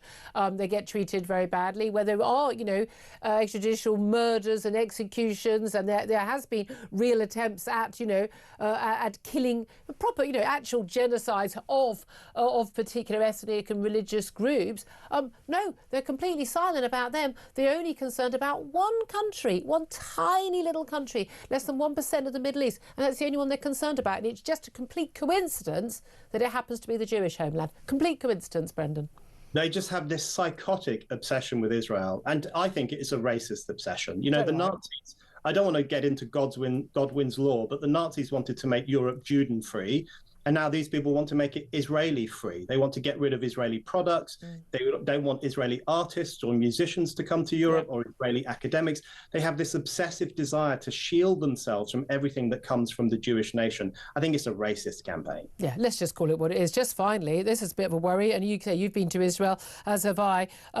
A Gazan mother, a Palestinian mother, has won the right to move to Britain, an immigration decision that could actually open the floodgates to numerous Palestinian refugees to follow. We've had various different cases on this, but it's a mother wins the right to join her son and daughter in Britain using, guess what? ECHR, European Convention on Human Rights. I mean, I've got to be honest with you, I'm really, really clear.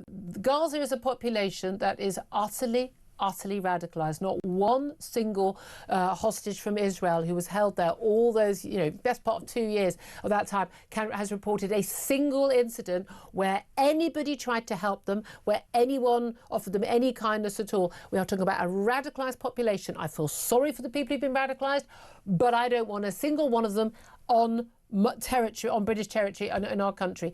I am genuinely scared. I'm worried about the kids who've been brought over to hospitals, bringing their entire families with them, that they're going to stay, that we are importing, once again, radicalised Islamist extremism to this country by way of human rights. What do you say?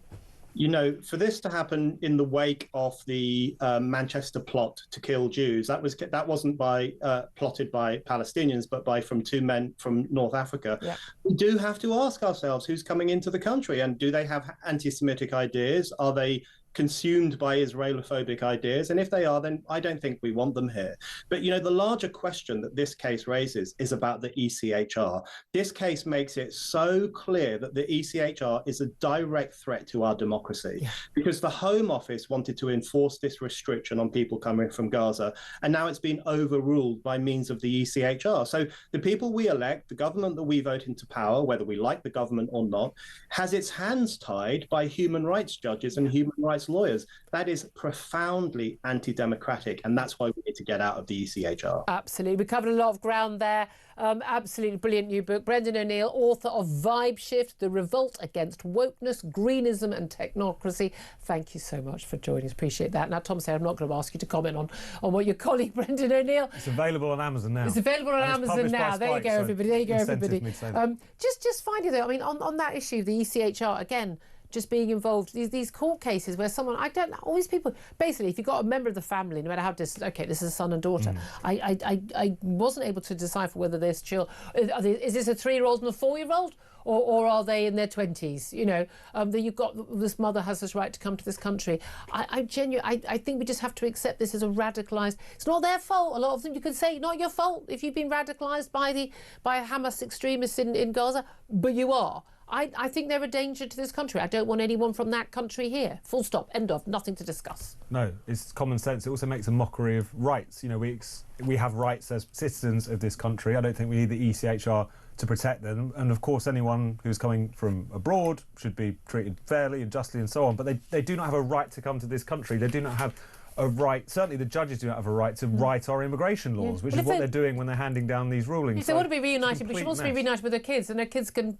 Bye. Off Plenty you go. Of options for that. The idea that this is anything other than judicial meddling is just, you can't deny it anymore. No, I mean, this is trying to set our immigration policy, tie the hands of our elected officials. Even the Labour Home Office wants to do this, and they're being stopped from doing it. This is dysfunctional. There's one case involving mum and kids, floodgates. That sets a precedent, and they know exactly what they're doing. They do, absolutely.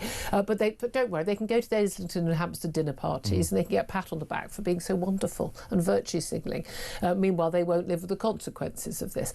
12:24 is the time to take a quick break. We're going to get to your calls. Lots of you still want to have your say about those local elections that are now happening. But whose fault is it we're paying all that extra 63 million quid? Because we were told earlier in the show it was Nigel Farage's fault. Isn't it the fault of the government for cancelling elections that it was illegal to cancel? That's up next. This is Talk.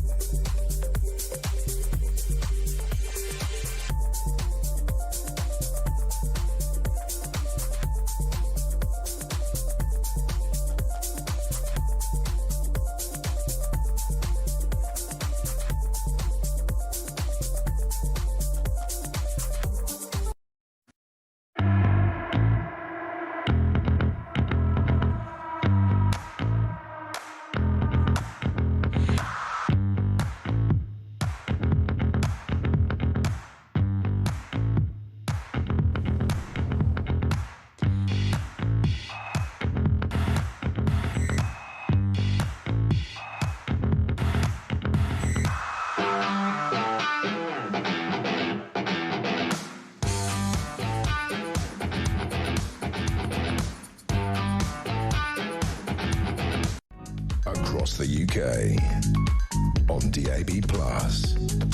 On your smart speaker. On your smart TV.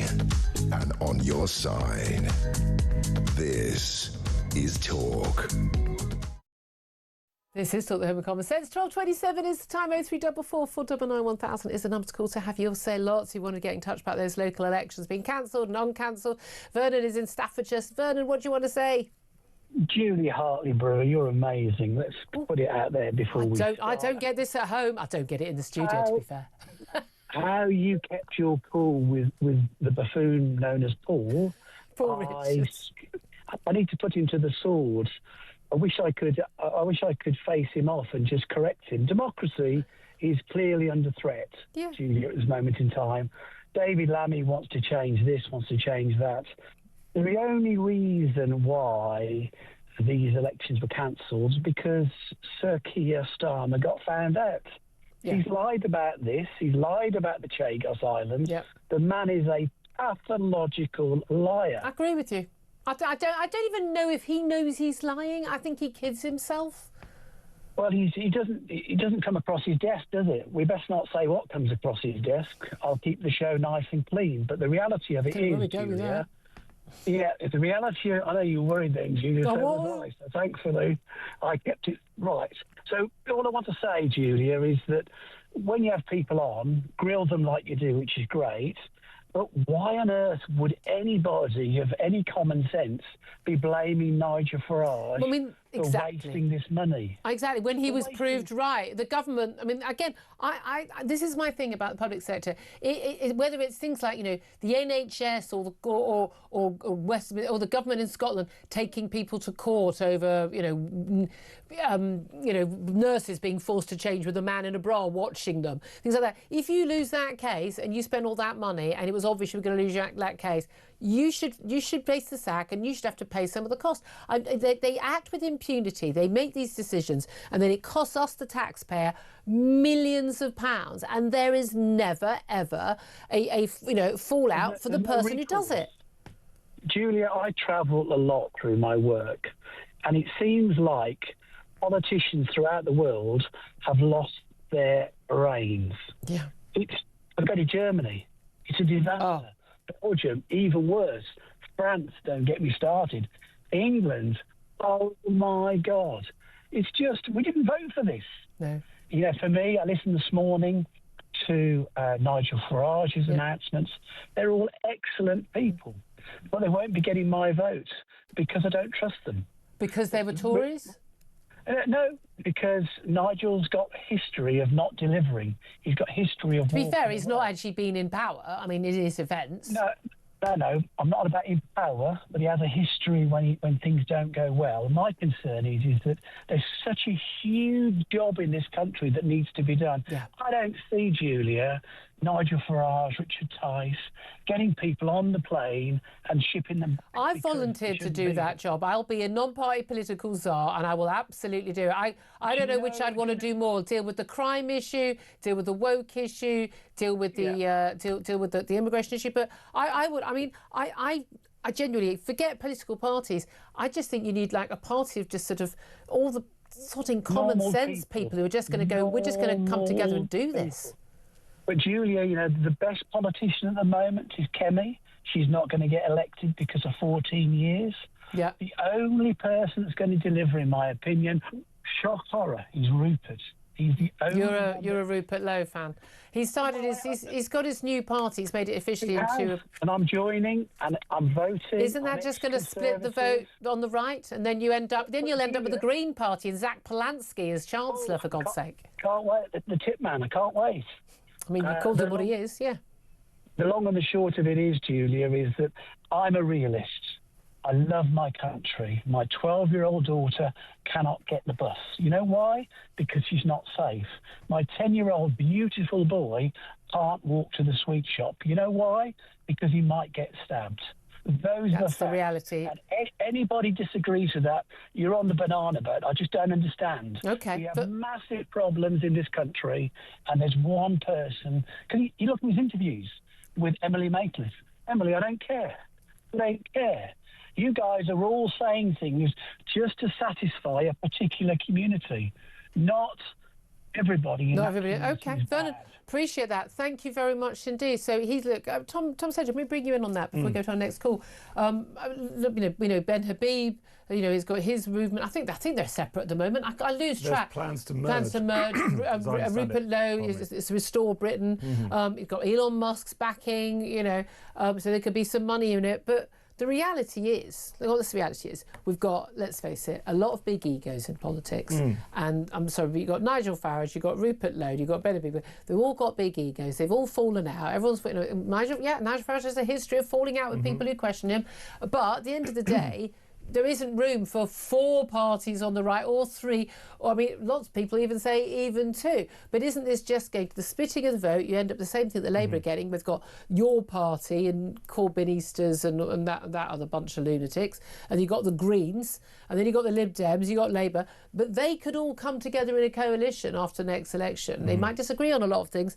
They get a chance to be in power, they get those ministerial cars, they'll come together. And you're going to see a lot of people not getting elected on the right because of that vote being split. Well, I think Restore Britain is what happens when you confuse social media for the public. This is a problem the left used to have. They thought Twitter was Britain. Now sections of the very online think that X is Britain. Rupert Lowe is quite popular amongst people who are very switched on in their right-wing political world. But when he was ousted by Reform last year, JL Partners did a poll. Most voters have no idea who he is. Most Reform voters have no idea that's the reality. Who he is. So even if we're just talking about whether or not this is a going enterprise, people kind of memeing themselves into the idea that Rupert Lowe is going to be our next Prime Minister, the very best case scenario for them, as far as I can tell, would be peeling off votes from Reform in some key constituencies. Potentially, that's if they can the get only achievement that's realistic. Which, as you say, raises the risks of some I kind will of now be told I'll have the likes of the lot on YouTube saying, "Oh, you're just a voice for Reform." I'm not a voice for any political party. I can tell you what, I often get told off. Like they'll be, "Oh, you're being too critical." I'll be as critical as I want to be of anybody. I want to hold everybody to account. I'm going to take a really quick call now from James, who's in Yorkshire. And James, you want to have your say, don't you? How they are going to attempt. James, hello. Hello. Julia, hello. Hello. I don't know who you were talking to. I've only got a couple of seconds. I'm sorry to go so late to you. What do you want to say? No problem. I hope you're well. No, I just wanted to say, as I was saying to one of your colleagues, I haven't looked forward to something for as much as this for a very long time. And when I say this, I mean at some stage within the next hours, couple of days max, Steve Reid and Keir Starmer, most importantly Keir Starmer, are going to have to do some sort of piece to camera, a talk to the country. They are going to have to squirm, and it will be in vain. They're going to have to squirm their way out of this with the local elections.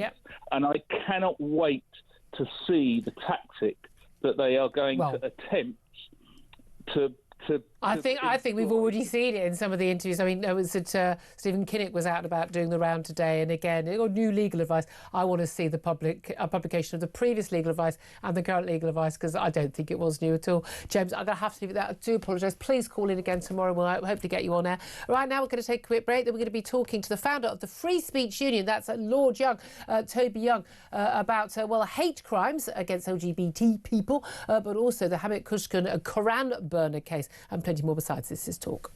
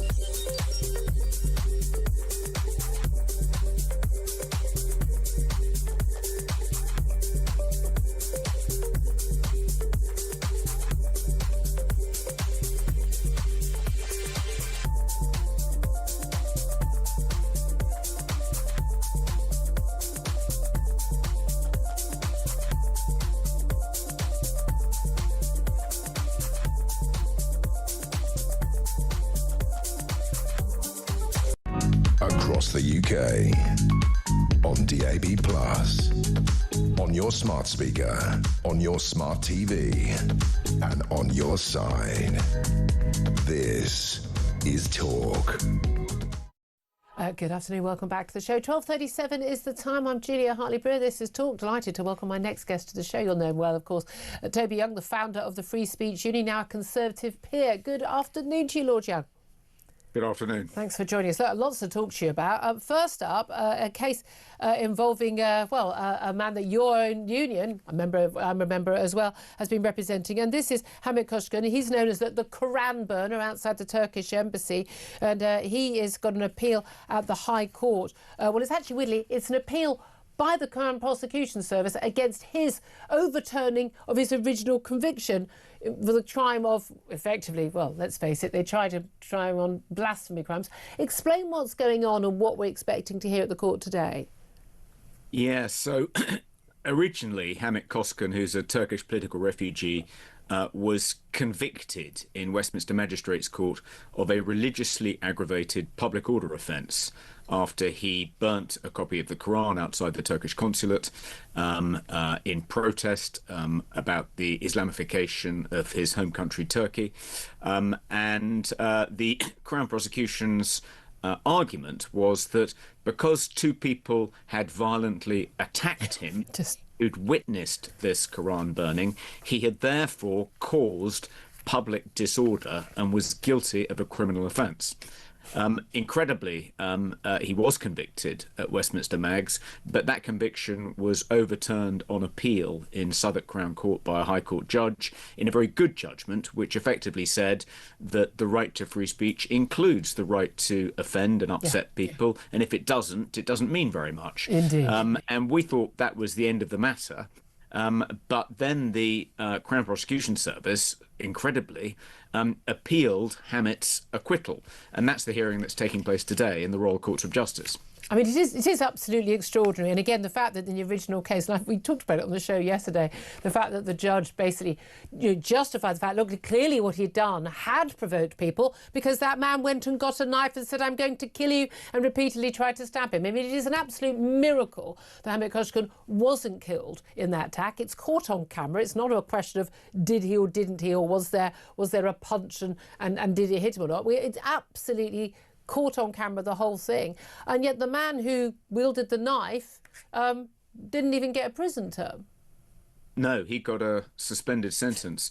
I mean, if the CPS's appeal is successful and Hamit's acquittal is overturned and the conviction stands, that will be extremely dangerous, I think, because it effectively sends a message to religious fanatics up and down the country that if you want to enforce one of your religious blasphemy codes, all you need do is violently attack a blasphemer, and then the CPS will prosecute the blasphemer for causing a religiously aggravated public order offence. You may be prosecuted as well as the violent attacker, but be in no doubt we will also prosecute the blasphemer. So effectively this would be introducing an Islamic blasphemy law. Yes, because only one religion. Have we not de facto got one? We've still got the, Batley Grammar School teacher. He's still in hiding with his wife and 4 kids after just simply showing a picture of the Prophet Muhammad to his children in a religious class, part of his teaching. We've seen again and again and again people being threatened. We know, certainly, I mean, gosh, Denmark and Netherlands, and we've had numerous, absolutely blatant killings because of this, and it's happening across Europe. We have a de facto blasphemy law for one religion, the only religion for which people think it's apparently large numbers of people, according to the polls, who are otherwise peacefully living here, think it's perfectly acceptable that someone should either go to prison or be put to death for offending against their religion or their prophet. That is the reality. There are things that I don't say publicly because I don't want to have a panic button in my home and live in fear for me and my family. It's already stifling our freedom of speech. It is. I mean, I'm thinking about installing a panic button in my home, Julia, because the Free Speech Union, which has been paying for Hamet's defence throughout this process, along with the National Secular Society, may be targeted by Islamists. I mean, it's perfectly possible. At the moment, we don't have a de facto Muslim blasphemy law. We do have a de facto prohibition on breaching Muslim blasphemy codes for the reason you've set out. Why this case is important is that if the CPS is successful, then we will effectively have a Muslim blasphemy law in this country. And it would be very odd to just have a law against Muslim blasphemy, but not Christian blasphemy. After all, we repealed Christian blasphemy laws in England and Wales 18 years ago. And I think it would contribute, if the CPS is successful today, it would contribute to the perception that Muslims do enjoy additional legal protections that aren't extended to other religious groups. And that's not good for community relations. It makes people who aren't Muslims feel like second-class citizens. But it's also not good for the majority Muslim population in this country who just like to get about their lives and shouldn't be patronised by being treated differently and expected that, well, you know, if they don't get their way, then they'll just get violent. That's a pretty racist Islamist, they might argue, viewpoint. It's treating people as different, with something that I think you and I would not do. We expect everyone to uphold the same standards, which is, you know what, someone might mock your religion. Someone wants to tell me I'm going to hell because I'm an atheist. I'm like, well, fine, I don't believe in hell. It doesn't bother me. You can mock me, I can mock your religion. That should be part of our free speech in a free democratic society. Yeah, I mean, there was a call-in show yesterday on another radio station. There's another radio station. and a caller called in and said, if it was a Muslim, if someone burnt a copy of the Quran in front of me, I would violently attack them because, in my view, that's wrong. Well, you know, it shouldn't be. I mean, you would hope that Muslims living in Britain would understand that it's simply wrong to attack someone else who is a non-believer for disrespecting your blasphemy code, just as it would be wrong to attack them for disrespecting a Christian. And I think both of us would agree that we think it's not really a good idea for people to be burning any religious books or indeed books of any kind. I mean, but I think the key thing about Hamet Kuşkan, he wasn't outside a mosque doing it. He wasn't harassing people going to worship. He was outside the Turkish embassy. It was a political protest. It was most definitely a political protest, and that was the conclusion of the High Court judge when Hamet appealed his conviction. Well, it was a political protest, and it's protected by Article 10 of the European Convention on Human Rights. Do we know when we're going to get the result of this case? We think that the hearing is going to conclude today, but we don't yet know whether they're going to give their judgment today. I hope they are. Absolutely. Well, I also want to talk to you about something else. Hate crimes which target people on the grounds of their sexuality or gender identity or a disability are set to become aggravated offences under a proposed new law. It's an amendment to the Crimes and Policing Bill. It means that a crime is aggravated, so basically facing a tougher penalty. Not that anyone seems to go to prison anymore, but a tougher penalty if a victim is targeted because of those characteristics. We're told by the LGBT plus anti-abuse charity Gallup that this is a landmark moment for equality. Now, I don't know whether it includes the plus in this, whether if someone claims to be one of the pluses, they claim to be, I don't know, queer or the asexual, that would still count as well. But who knows? But why should someone attacking someone because I would argue whether they're gay, straight, think they're trans, black, white, man or woman, if you attack someone physically or you abuse someone, why should it be an aggravated crime because of those characteristics? I don't think it should. What aggravated characteristics, what these aggravators effectively do is criminalise thought. What they say is that if you're thinking a particular thought when you're attacking somebody, then it should be punished more severely than if you commit exactly the same crime but aren't having that particular thought, which effectively criminalises particular thoughts. It introduces the concept of thought crime into British law. you quoted this justification earlier, just now, that it strikes a blow for equality. It makes our society more equal. That is Orwellian doublespeak. Yes. If you introduce protected characteristics into the criminal law, what you're effectively saying is that people who happen to have these particular characteristics enjoy stronger legal protections than people who don't. So how is that a blow for equality? Surely it's a blow for inequality. It is making some people less equal than others. It is a breach of the fundamental principle that everyone should be equal in the eyes of the law. Okay, Toby, Lord Young, Conservative peer, founder of the Free Speech Union, thank you very much indeed. Wish you luck with our Hamid Kushkin case. We're going to go straight to a break. Up next, should be talking to, she's going to be a spokesperson for education skills and equalities for reform, as announced this morning by Nigel Farage. We're going to be talking to Suella Braverman. This is Talk.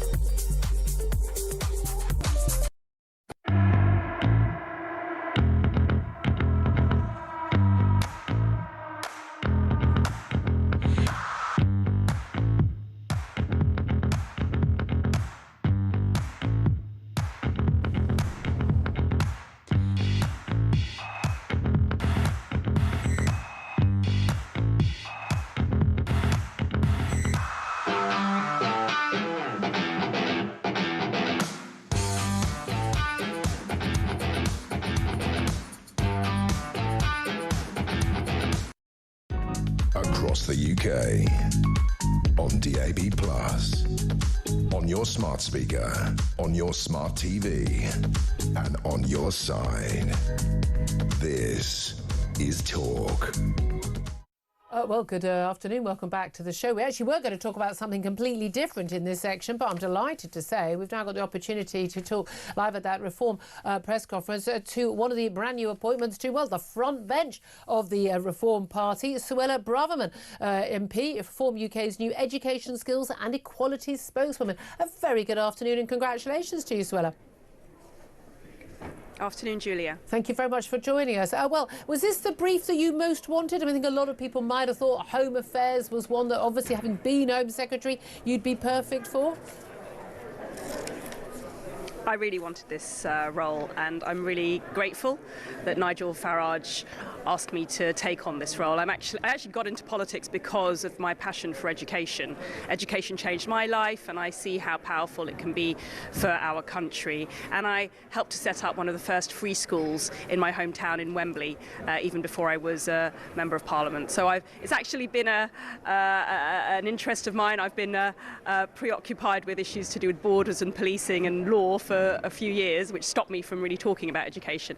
So I'm really grateful that I've got the opportunity opportunity now to support reform in this role. My first instinct was this was a bit of a less controversial role than, say, dealing with the policy on immigration and things like that. But actually, the culture wars, which we are fighting, not just on the streets and on the airwaves, but let's face it, in our schools, is actually a massive big source of controversy. But not to most parents who just say, can our kids be taught facts and not ideology? What sort of thing are you going to be looking at dealing with? In particular, I think the number one thing a lot of people will be thinking about would be trans activism in our schools, the influence of the Stonewalls and others. What would you be looking at as policy there?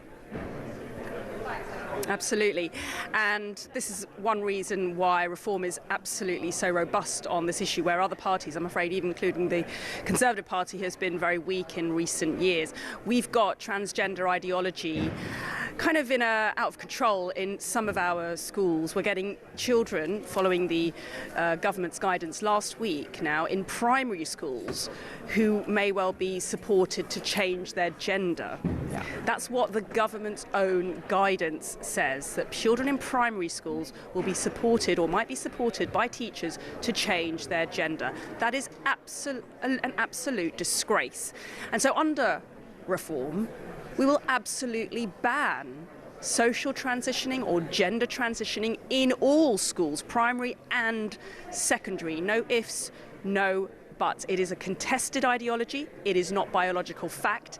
And for teachers, some of whom have been taken over by militant lobby groups, frankly, to be propagating this kind of ideology to our young children is wholly unacceptable, and it's gone on for far too long. Well, I'd certainly give 3 cheers to that. And what about the climate ideology? Because most parents, I think, are completely and utterly unaware of just how much climate propaganda is pumped into their kids in pretty much every single lesson. It's like watching a permanent David Attenborough documentary on the BBC, what our kids are being taught. Most parents are completely unaware of it. Would you try and tackle that? Because I think a lot of parents just think, we'd really like our schools to be sort of teaching facts rather than political propaganda.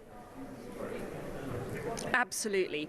That's the whole essence of what an education should be. It should be founded in knowledge and truth. And that's why contested ideas, political campaigns, controversial ideas will have no place in a reform curriculum. We will roll out a balanced and patriotic and fact-based curriculum. And, we will do away with all of this rewriting or decolonizing of the curriculum, teaching our children how to be ashamed of Britain's history rather than proud of it, and pumping out a politicised agenda on extreme climate ideology. Of course, we want children to learn about the environment and geography and science, but not for schools to produce the next generation of eco-militant zealots. Now, is this stuff that you always have wanted to do? Because you know the criticism there is, which is that reform is now, Tories 2.0. You're just sort of Tories light or Tories strong, whichever you are, and Jenrick and you and others, and Nadine Zahawi, Nadine Dorries and others going over to the Reform Party. There are people who are staunch Reform voters who say, I just can't trust you because you were a Tory and you were there in power when you did all this stuff. The trans ideology madness, a lot of the climate madness, all of this stuff. It happened, and the mass immigration, it happened under Tory watch. What do you say to them right now? Yeah, I'd be the first to agree with them, because the last Conservative government was a failure, and that's why I battled when I was sat round the cabinet table as Home Secretary and fell out with most of my cabinet colleagues, ending in Rishi Sunak sacking me because I was disagreeing with him on so many things, like leaving the ECHR or cutting visas or policing the hate marches, things that he wholly disagreed with me then. And ultimately, I couldn't tolerate the weakness and the failure of the Conservative Party. I've given it time, I've tried to be loyal to them, but nothing's changed. If anything, it's actually got worse. So I'll be the first to agree with people that the last Conservative administration and this current Conservative Party has woefully failed the country and should never be anywhere near power again. Is this Suella unleashed then? Is this the real Suella we're seeing? Well, I have to say I have had to bite my tongue for many years within the Conservative Party. I've always been a little bit out of step. I didn't really fit in that Rishi Sunak cabinet. I felt it on day one when I entered that cabinet, actually. I thought, oh, there's Jeremy Hunt and there's Mel Stride and there's Victoria Atkins. These are not people really that I really share much Conservative ideology or conviction with, and I tried to give it my best shot, tried to work, but there were too many disagreements on policy, and ultimately it wasn't a sustainable arrangement. You fell out with Rishi Sunak over policy. Are you worried that you could fall out with Nigel Farage? He has a history. I'm a good friend of Nigel's, but he has a history of falling out with a lot of big political beasts, and we know one of them, Rupert Lowe, is actually still an MP, but has started his own party, Restore Britain. Are you worried that you might have a falling out with him? No, I've very much enjoyed working more closely with Nigel over the last few weeks, but I've admired Nigel from afar for the best part of a decade. You know, he was right on Brexit, and I became a Brexiteer in large part because of his leadership. When Theresa May tried to deliver Brexit but botched it, he set up the Brexit Party. I was a Spartan. I was one of the 28 Spartans who killed her Brexit betrayal deal, inspired by Nigel Farage, effectively. On many, many things. He's talked about breaking point and the unsustainable numbers of people coming into the country. He's been right time and time again. He's endured vitriol and backlash from the mainstream media and the establishment, and he's always come out fighting for the British people. And that's a unique quality and a unique level of determination that I admire, and I feel very lucky and grateful and honoured to be part of his team. Well, it's a bed of roses right now. We'll see how it goes. Mind you, that you can say that for all the political parties right now. Suella Braverman, thank you so much for joining us. We're heading up to the top of the hour. She's, of course, a Reform MP now, Reform UK's new education, skills and equality spokeswoman. Tom Slater, reaction to what she had to say? Well, all singing from the same hymn sheet, still, just about. I know there's been a lot of criticism online on and off about the number of Tory defections and whether or not this is diluting the Reform brand. Depends who they are, though, doesn't it? I think that was a good example. You were saying earlier, Jen Rick and Suella Braverman kind of got form.